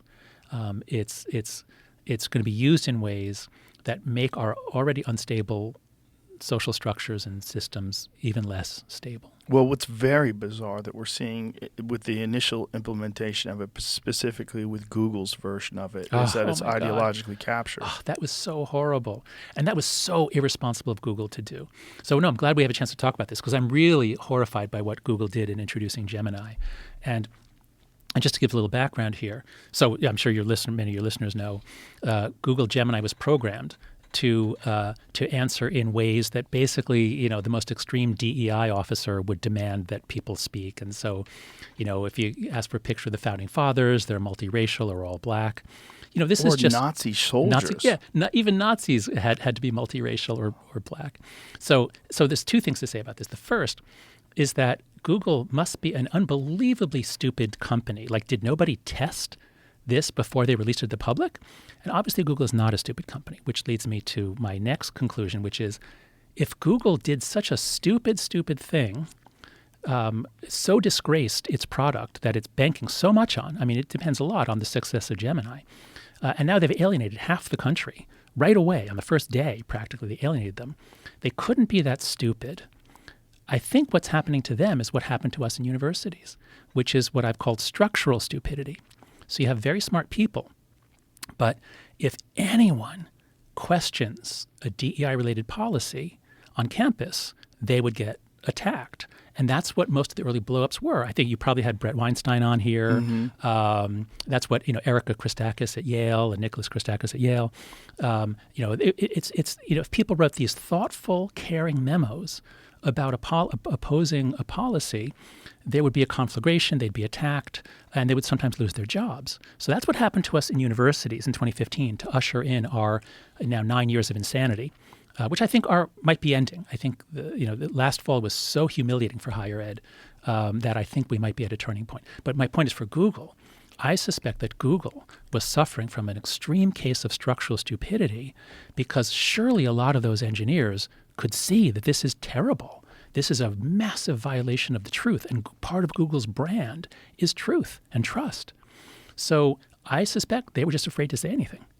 And that's why Google made this colossal blunder of introducing, woke AI at a time when we desperately need to trust are institutions that are related to knowledge. And Google was trusted, and now they've lost a lot of it. And it's not just Google; it's ChatGPT. But ChatGPT is not as explicit. I mean, it's not as explicit, but it does do certain things. Like if you ask it to say something positive about Donald Trump, it refuses. Yeah. You ask it to say something positive about Joe Biden, it'll gaslight you. Yeah, no, that's right. I'm not. And there was recently, was it David Rosado or who was it who put out some listing of how far left each of the different AI products are. So you can certainly say that ChatGPT is not politically neutral, but you wouldn't say from that the people at ChatGPT or OpenAI are stupid.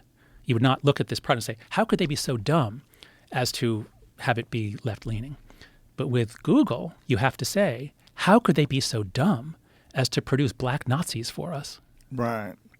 I just don't think they played it all out. I think this ideological subversion, this thing that they've done with DEI and with the universities and the education system, it just seemed like you had to apply that to artificial intelligence, because you're essentially you're giving artificial intelligence these protocols, you're giving it these parameters in which it can address things. Yeah. And if you're doing it through that lens, this is the inevitable result of that. You're going to get black Nazis. Oh, no, I don't know about the black Nazi. I don't think it goes that extreme. So to the extent that But if you say DEI, if you apply that to everything across the board and don't make exceptions in terms of historical accuracy, the founding fathers of America being all black. Yeah. Yeah. So again, I'm not an expert in AI, but large language models are basically just consuming everything written and then spitting stuff back out. And so it might be that, most stuff is written. The people on the left are dominant universities. They probably publish more books, whatever. Right, but there's nothing written about black Nazis. That's right. So what I think is going on here is that I could see AI seeming to lean left, even if it wasn't programmed to lean left. That might just be the data input that it takes. But to get black Nazis, you need somebody had to program in those commands. Somebody had to consciously say, anything about representation everything's going to look like a Benetton. No, it's not even like a Benetton. Benetton ads had much more diversity in the 1980s and 90s. Yeah. So no, I would agree that the Gemini case, clearly someone deliberately programmed in all kinds of rules that, they seem to come from a DEI manual just without much thinking. Yeah, how do they come back from that? I don't know. That's a good question. I don't know how deep the rot runs. I don't know how bad things are. Google used to have an amazing corporate culture. Oh boy, look at this. Apple is in talks to let Google Gemini power iPhone AI features. Companies, my God. Go back. Oh, sorry. I was adding that too. Yeah, go back.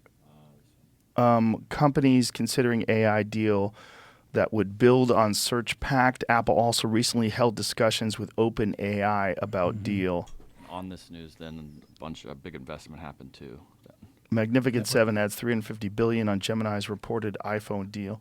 So, because Google has implemented AI into their phones, specifically Samsung's new Galaxy S24 Ultra has a bunch of pretty fantastic AI features. One of them being real-time translation. Your ability to summarize web pages instantaneously, summarizing notes, bullet points, very helpful features. So because of that, another one is your ability to circle any image, and it automatically will search that image for you. Like, what is that? Circle it, boom. The Samsung phone will immediately give you a result and tell you what it is. So very, very helpful. But now there becomes, this is something that Apple has to compete with. Yeah. So Apple's decided to try to implement AI, but it has to outsource. Yeah. Yeah. No, it is alarming. I guess, the point that I'd like to add on, which I hope will be useful for people, is part of what we're seeing across our institutions is a loss of professional responsibility, a loss of people doing their jobs. And I don't mean, base level employees. I mean the leadership. Institutions have important roles to play. Companies have missions. Universities must be completely committed to the truth, research, discovery. Journalists must be committed also to the truth and methods to find the truth. And what we've seen in the 2010s especially is many of these institutions being led away from their mission, their purpose, towards the political agenda of one side or another. And so I think this is what we're seeing. And if we're going to make it through this difficult period, we need some way to find the truth. And the more we've gone into the internet age, the harder it is to find the truth. Like we just look like, something's incredible. Like we just say, hey, look this up, and we got it. But on anything contested, it's just very hard to find the truth. And so that's why I'm especially disappointed in Google. I always loved Google. I thought it was an incredible company. And for them to so explicitly say, our mission is political. It's not to help you find the truth. That I thought was so disappointing. Yeah, it is disturbing when a large company decides their mission is political. Like, to which side? To who? Is it the truth? Is that your main politics? Or is it you decide that one side is good overall, net positive, the other side is net negative, and whatever you can do to subvert that other side is valuable. That's right. And so that's a mindset in which the ends justify the means. Yeah. And so part of the genius of American liberal democracy was to calm down those tribal sentiments to the point where we could live together, we could celebrate diversity in its real forms, we could get the benefits of diversity. And that was all possible when we didn't feel that the other side was an existential risk to the country, that if the other side gets in, it's going to be the end. And that's a very powerful image. And that's an image that helped Donald Trump win. There was an essay, by Michael Anton, I think, called The Flight 93 Election. If you're on Flight 93 being hijacked to crash into Congress, and if you do nothing, you're going to crash into Congress, you'll do anything. And so he framed it as a sort of a Hail Mary pass that patriotic Americans were supposed to vote for Donald Trump. That mindset of the ends justify the means, the situation is so dire that even violence is justified. That is really frightening. Yeah. And that's my concern, is that we could be headed that way. We have not had much political violence. There's been an uptick, but not very little compared to, say, 1968 to 73. That period was much more violent. So I'm hopeful we'll avoid that. But this, once you say the ends justify the means, and we can cheat, we can lie, we can subvert the company's purpose because the end we're fighting for is so noble, well, Right. The other side's going to do the same thing. Right. And before you know it, your culture war becomes a real war. Yeah, and you're seeing that in the news, how it's implemented in the news. I mean, I'm sure you're aware of this recent Donald Trump speech where he talked about a bloodbath. Oh, God, yeah. And what the actual Yeah. the actual phrase was. See if you can find that, Jamie, because it's actually important to highlight how not just inaccurate, but it's just deceptive the media was in their depiction of what he said, and that they are taking this quote out of context and trying to say that there's going to be a civil war if he doesn't get elected, which is not what he was talking about at all. See, pull it up, because it's so disturbing that they would, first of all, that they would think that they could get away with it in this day and age with all the scrutiny and all with social media and all the independent journalists that exist now, which is one of the more interesting things about the demise of corporate media, the demise in trust. Trust in corporate media is at an all-time low, and so this has led to a rise in true independent journalists, the real ones out there, the Matt Taibbis, the Glenn Greenwalds, the people that are actually just trying to say what is really going on and what are the influences behind these things and why are these things happening. But this one was bizarre.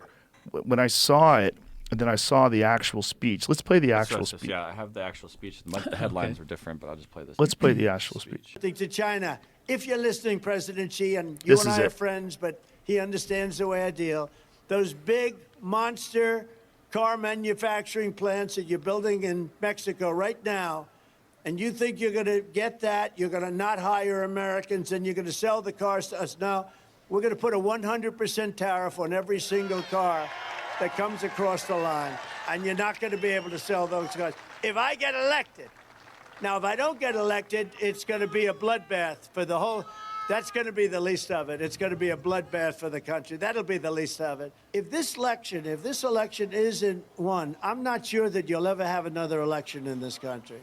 Does that make sense?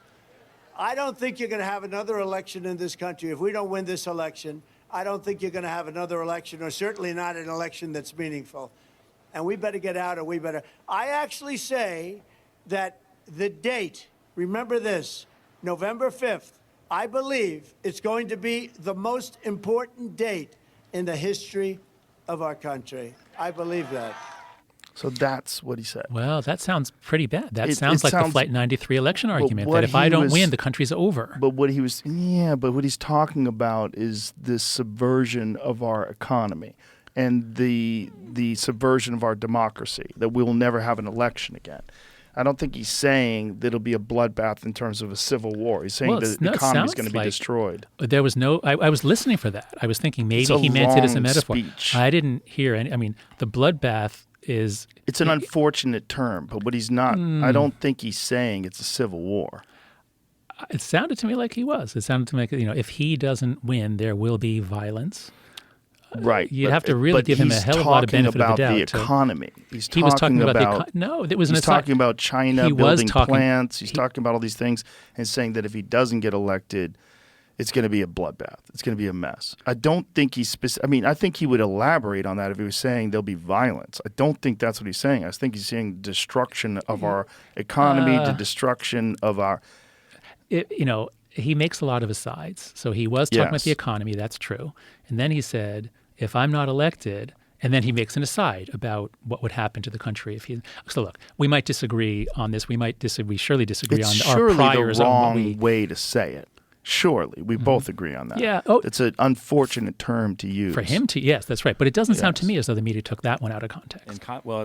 They sort. I just rewatched the longer video in closed captioning. Yeah. Cut it off. The video we watched cuts it off right after he says bloodbath. Oh. And it does continue to sort of say something let's see. about Don't get the elected, cars. it's going to be a bloodbath for the whole. That's going to be the least of it. It's going to be a bloodbath for the country. That'll be the least of it.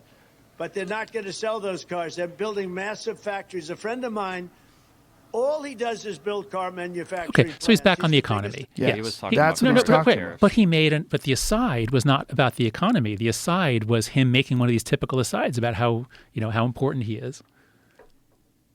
All right, Joe, I think we're not going to settle this. I think, look, I do agree that the media as a progressive left-leaning institution like universities has violated its duty many times to the truth and thereby lost the trust of much of the country. Most of the people who work in these industries, I think, are wonderful and are trying to do a good job. But the net effect, and this is my point about structural stupidity, during our culture war, institutions that have had very little viewpoint diversity have been subject to hijacking by those with a political agenda. So I agree with you about that, although I disagree with you about what that comment from Donald Trump meant. It sounded to me like it was not taken out of context. Well, he was talking about the economy, though. Before, specifically. yeah, I know, but in the aside, he wasn't. In the aside, he elaborates in the aside about the economy. No, he just makes this aside about the bloodbath. But that's the least of our problems. Now back to what I was saying about the economy.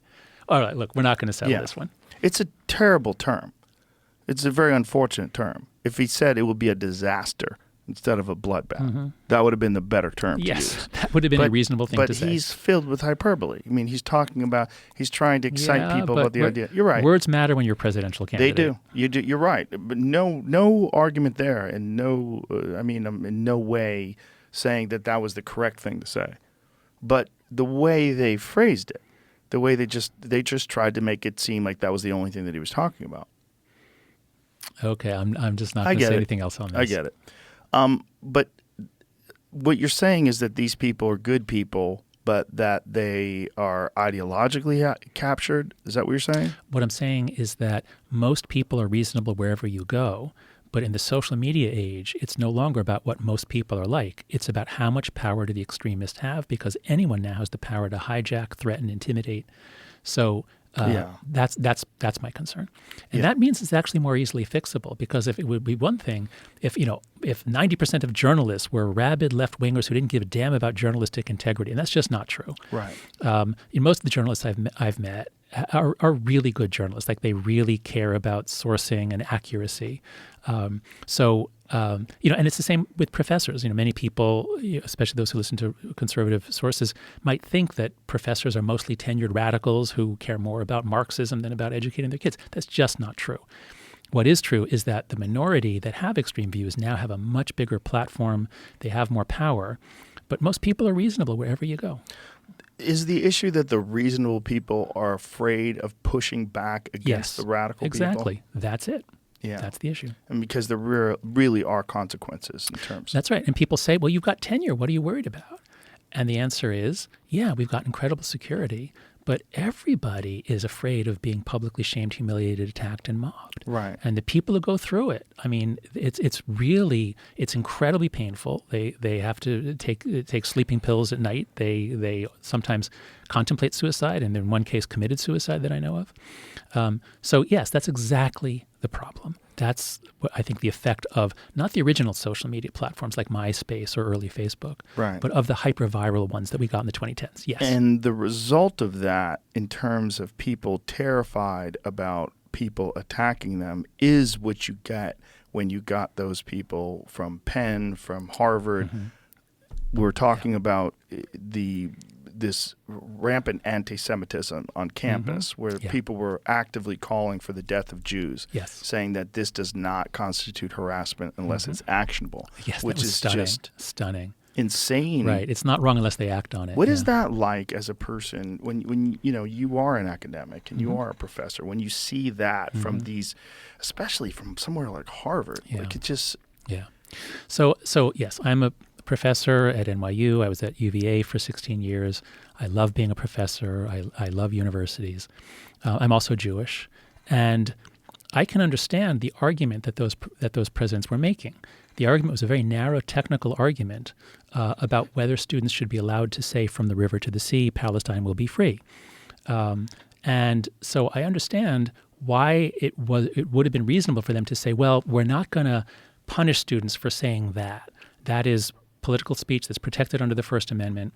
So I understand the point that they were making, but they were such screaming hypocrites in making that point because, and this is what the Coddling the American Mind was all about. How did it happen that, if a professor or administrator writes a single word that a student objects to and calls racist, suddenly this person now out of a job? Like, really? Like, you're going to fire someone or let someone be tormented and fired because they said something that someone interpreted in a certain way? And that led us to be super hyper crazy sensitive about every word we say, because you never know when it'll explode and cause a scandal. And so for the presidents to say, oh yeah, anything anyone ever said between 2015 and yesterday would be punished if anyone was bothered by it. But from the river to the sea, oh yeah, sure, that's constitutionally protected. It wasn't just from the river to the sea. It was the literal expression, death to Jews. Yeah. Yes, that's right. And that's what they were specifically defending, saying You're unless it's actionable, which is insane. Unless you commit actual genocide? Is that what you're saying? That's right. No, I'm sorry, Joe, you're right. The question, the deeper question is about political speech, but you're right that as Stefanik, I believe, was asking them, it was about calls for genocide. Yes. And so yes, calls for genocide, it seems to me, again, I'm not a First Amendment lawyer, maybe on the First Amendment legally, like you can't be arrested for it, but for God's sakes, on a university campus where you're trying to make everyone feel included, you can't even comment, not just about the calls for genocide, but about the actual events on October 7th. So that, I think, is what really brought higher ed to a nadir, a low point in public esteem, like literally a low point in public esteem. Well, I think it was a wake-up call for a lot of people that are kind of on the fence about how big the issue is. Yeah. Because these are the same people that call for you being kicked out of the university if you dead name someone. Yeah, that's right. These are the same people that if you use the wrong pronouns. Yeah, that's right. And so I'm actually, so last semester was the worst one ever for higher education. Data from Gallup and Pew show that higher ed used to have an incredible brand. Global brand, we were the best, everyone wanted to come here, scientific innovation, all the top academics were here in the United States. And in 2015, people on the left had a very high opinion of higher ed, and actually people on the right had a moderately high opinion of it. And then since 2015, it's dropped not just among people on the right, but among centrists and moderates as well. So higher ed really lost the trust of most of the country. And I was running an organization called Heterodox Academy. So I started it with some other social scientists that advocates for viewpoint diversity. And that's why I was kind of a target sometimes because, here I am saying we need viewpoint diversity. We need, some conservatives, some libertarians. We need to not all be on the same side politically. Which is an amazing thing to fight against. Yeah, that's right. That's right. Because viewpoint. We we're the experts in why diversity is beneficial, and the most important kind of diversity turns out to be viewpoint diversity. Well, it's also the most important aspect of an open and free society is the ability to debate things. Yeah, that's and right. Democracy is based on it. And find out who's right or whose ideas resonate the most, who makes the most sense, who has thought about this further, and who has the more enlightened and educated perspective, who has more information, who has more balance. That's right. So I think we hit a low point in the fall in such a way that I'm actually optimistic that things are going to change, because I've been concerned about these issues in universities, the culture issues, since 2014, 2015, when Greg Lukianoff and I wrote our first Atlantic article titled The Coddling of the American Mind. And every year it's gotten worse and worse and worse. There's never been a turnaround until last year. And as with the emperor's new clothes, people can see that something is stupid and crazy and wrong, but they won't say anything. But then when somebody does, then everybody can speak.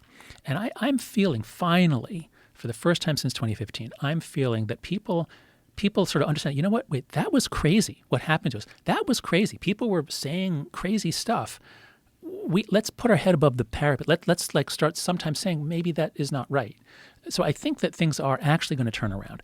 Maybe not at the Ivies, although there are movements of faculty there saying, no, let's return to academic values, the pursuit of truth. So I think what I'm hoping, what I think is likely to happen, is we're going to see a split in the academic world. That is, there are already schools like Arizona State University. There are schools that already have basically said no to all the crazy stuff, and they're focusing on educating their students. And I think we're going to see more students going that way. The University of Chicago is another model. So I think there were a few schools that departed while almost all the other schools went in the same direction. But I think now that's going to change, and it can change actually pretty quickly, because most of the university presidents don't like this stuff. I've spoken to many of them. All the crazy politics, the activist students, it made their job very difficult. So I'm actually hopeful that we're going to start, and we are starting to see some university presidents standing up and saying, it's not okay to shout down every conservative speaker. Like, no, we're not going to allow that. So we'll see. A year from now, if I come back on in a year or two, we'll see. But I think things are actually beginning to get better for the first time since 2015. Well, I hope you're correct, and I do agree that the pushback was so extreme that some action is likely to take place. I think the first step of that is got to be to allow people with differing perspectives to debate and not shout them down. And also to show that shouting people down and setting off fire alarms is shameful. It's disgraceful. That's right. That's where we have to get to. Education institution. That's right. If there was any punishment, the students would change very quickly. The students are very concerned about getting a job, about their futures. And, what the early presidents who didn't do anything, what they conveyed was, you can yell and scream all you want, nothing will happen to you. You can bang on the glass and frighten speakers, nothing will happen to you. You can throw rocks through windows, nothing will happen to you. And, of course, that just, brought us more obnoxious behavior on campus and shame to higher ed in the eyes of the country. So we had a brand that was based on extreme excellence and truth. I think we damaged our brand very severely. I think finally now there's a reckoning and a realization of what we've done. And I think we're going to see a recovery, an uneven recovery. But I do think that a year or two from now, the mood, well, who knows what's going to happen with the election and whether there'll be a bloodbath. No, don't take that out of context. I just was referring to the early part of our conversation that you're not quoting when you quote this. Yeah, let's say disaster. Yeah, disaster could be a disaster. But I am actually, about certain things I'm pretty pessimistic like you, but at least on the future of universities, I do think for the first time I'm actually optimistic. I wasn't optimistic a year or two ago. Well, that's great because you're on the ground, so you would really understand more than most. And do you sense that with students, there's also a recognition that this is a gigantic issue? Like, what was the reaction to students? Yeah. I mean, not specifically Jewish students, but the Jewish students must have been the most horrified by this. Oh my God, yes, stabbed in the back is the way many of us feel. what I've found all along, as I say, most people are reasonable.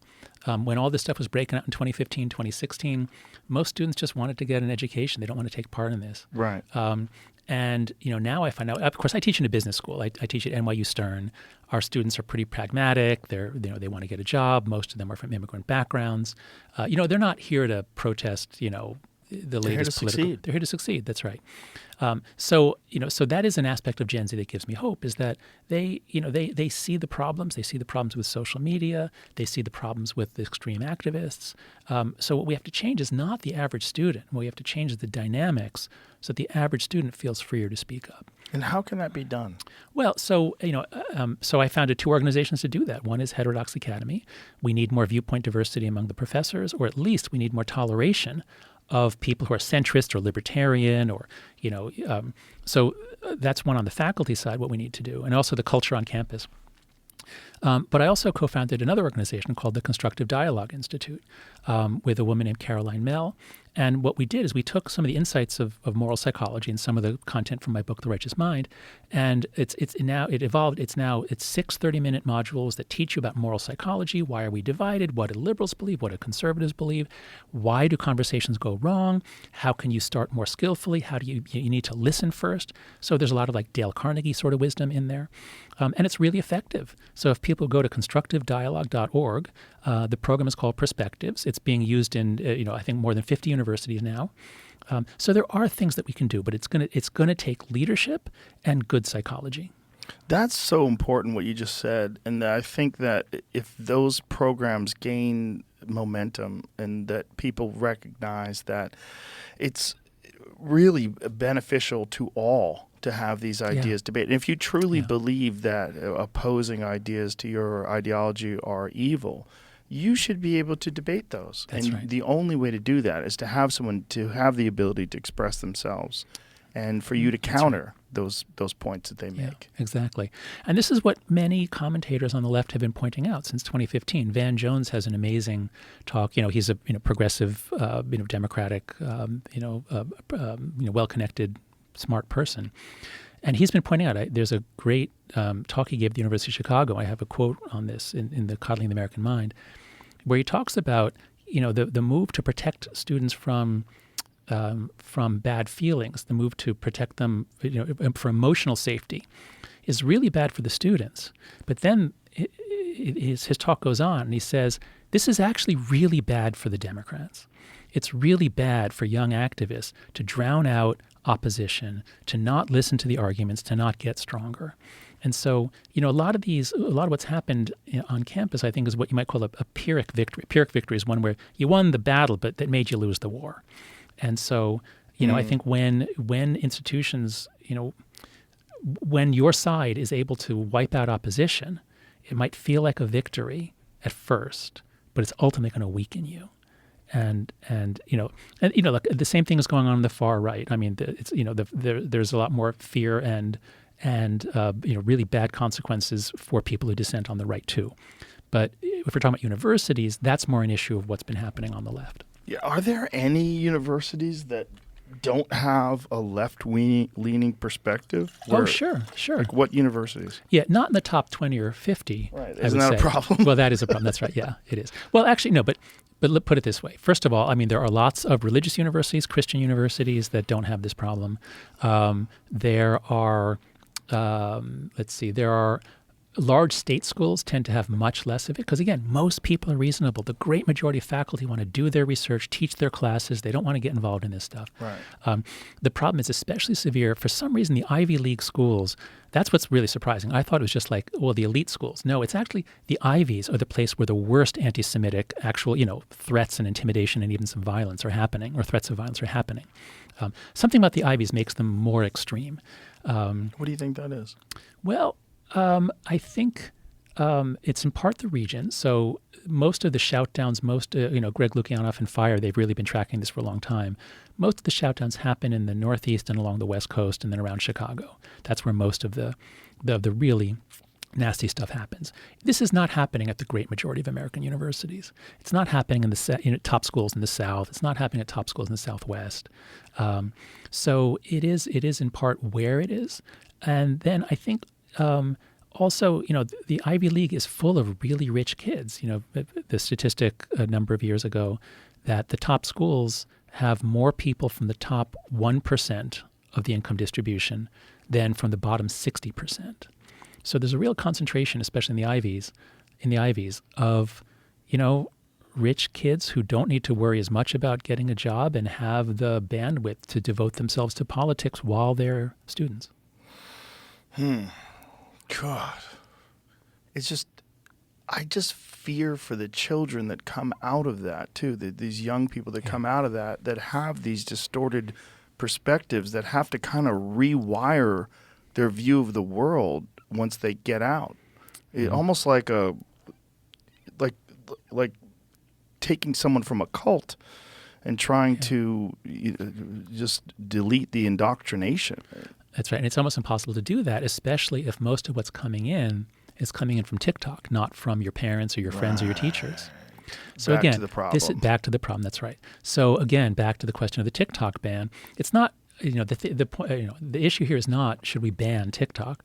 The issue is should American law require a divestiture of TikTok from a Chinese corporation that is beholden to the CCP? Which That's the seems question. logical. Yes. There's an issue that's happening in Texas currently where one of the porn sites has pulled out of Texas because they require age verification. And so there's all this pushback about whether or not they should be able to require age verification. You have to be 18 to use porn websites, which I think is very reasonable. Yes, it's insane that we're even debating it. Yeah, we're running a mass psychology experiment on children by having smartphones with large screens and having instantaneous access to porn. That's right. That's right. I mean, I forget the exact number, but a very large number of boys are on Pornhub or porn sites daily, every day. And again, as we were talking about before, in puberty, the prefrontal cortex, the brain's really rewiring itself. This is when you're supposed to be developing the ability for a boy to talk to a girl, for straight kids. Right. And it's hard, and because boys and girls, they think a little differently. It's awkward. There are always mistakes. They need to be practicing. But instead, they're exposed to this diet of just horrible, horrible stuff. And the girls see it too. The girls are not on as much, but they're all exposed to it. Right. And so, we now see that many more members of Gen Z, they don't want to get married. They don't want to have children. They're not having as much sex. I kind of understand it. If that's what you think this sex stuff is when you're an 11-year-old and you see this stuff, you're not going to be like, "Ooh, I want that to happen to me." It's also so distorted, the relationships in these porn videos. It's bizarre fantasy. Yeah. And if bizarre and about fantasy. Step siblings. Like, why is so much about stepsisters? I mean, it's a lot of stepmoms, too. Stepmoms, right. So the whole thing is sick. And once again, I'm not going to tell adults what they should do with their spare time. But for God's sakes, I am going to try to tell companies that they can't just have access to my kids from the age of 9 or 10 and do what they want with them. So, I don't know the details of the Texas law, but I think we've got to do something to age-gate pornography. Like, I just can't see. I mean, yes, there's a libertarian argument on the other side that, we should never, require identification from anyone for anything. Well, if that's the way you're going to go, no restrictions, no, then either we have to keep kids off the internet, which is insane. We can't keep them off of the entire internet. Or we have to say, maybe some companies should be held liable. Maybe Congress was wrong to grant them blanket immunity from lawsuits for what they're doing to our kids. I think we should change that. Do you think at a certain point in time, all this is going to become more obvious? And do you think the trend is that it's becoming more obvious to people, whether it's to politicians or to parents or to... Yes. Over time, the negative effects of it are just so obvious. Yes, and I think that is happening right now. We're right at the beginning of the tipping point. And I'm confident about this because the tipping point began in Britain last month. So parents everywhere are fed up. They all see it. They don't know what to do, but they're all frustrated. In Britain, some parents put up a website, delay smartphones. People rushed to it. They had a WhatsApp group for parents to come together. Thousands and thousands joined right away. In Britain, the government actually has mandated phone-free schools, which is one of my four norms. So whenever you have a situation where most people hate it, but they're either afraid or confused, that can change really, really quickly. And that's like the fall of the Berlin Wall, fall of the Iron Curtain. We thought it was going to be there forever. But since most people hated it, I traveled behind the Iron Curtain in 1987. Everybody hated it. And so once the Berlin Wall fell, it fell everywhere very quickly. I think the same is going to be true for social media and the digital environment for children. I think that 2024 is going to be, for the digital environment, what 1989 was for Soviet communism. Parents are fed up. The data is in. There's no doubt that there's an epidemic now. The evidence that it's caused by social media is a lot stronger than it was a few years ago. People are ready to act. Congress is ready to act. So I'm actually, again, I think universities are now actually getting better now that they've been through that.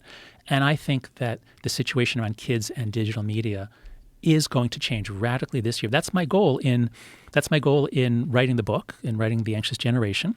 And I have this amazing collaborator, the artist Dave Cicerelli. So these stickers here that I gave you, I don't know if we can hold them up. I'll just hold them for my camera. It's a milk carton with a child on it, and it says "Missing Childhood." So my friend Dave Cicerelli is a great artist in New York City. He designed the cover for the book. And he and I had a plan for some like guerrilla art campaign with posters, linking, Instagram to cigarettes, that sort of thing a couple of years ago. So Dave had the idea to really go big. And so Dave has built a 12-foot tall milk carton of the thing you just showed, a 12-foot tall milk carton. It's going to be on the National Mall in Washington this Friday. If you're in D.C., check it out. It's coming to New York City, the northeast corner of Union Square. I'll be there on March 25th and 26th. I'll be there on the 25th. We're starting a national movement. There are lots of organizations that are joining us here, but we're starting a national movement to get parents, to encourage parents to work together. Because as I said, we can escape this if we work together. It doesn't have to be all of us, but if a lot of us say, we're not going to give our kids smartphones till 14. We're not going to let them open an Instagram or TikTok account until they're 16. We're going to ask our schools to go phone free. And we're going to give our kids a lot more independence of the sort that we had in a much more dangerous world. If we do those 4 norms, we really can turn that around. And I'm confident we are at the tipping point right now. A few months, or even by July and August, or let's say by September, when school starts again in the fall, I think there's going to be a different vibe about phones and the roles of technology in kids' lives. Well, I hope you're right, Jonathan, and I really appreciate you, and I really appreciate you writing this and spending so much time on this and thinking about it so thoroughly. The Anxious Generation, How the Great Rewiring of Childhood is Causing an Epidemic of Mental Illness. It's available right now. Go get it, folks. Listen to it, read it, absorb it, take it in.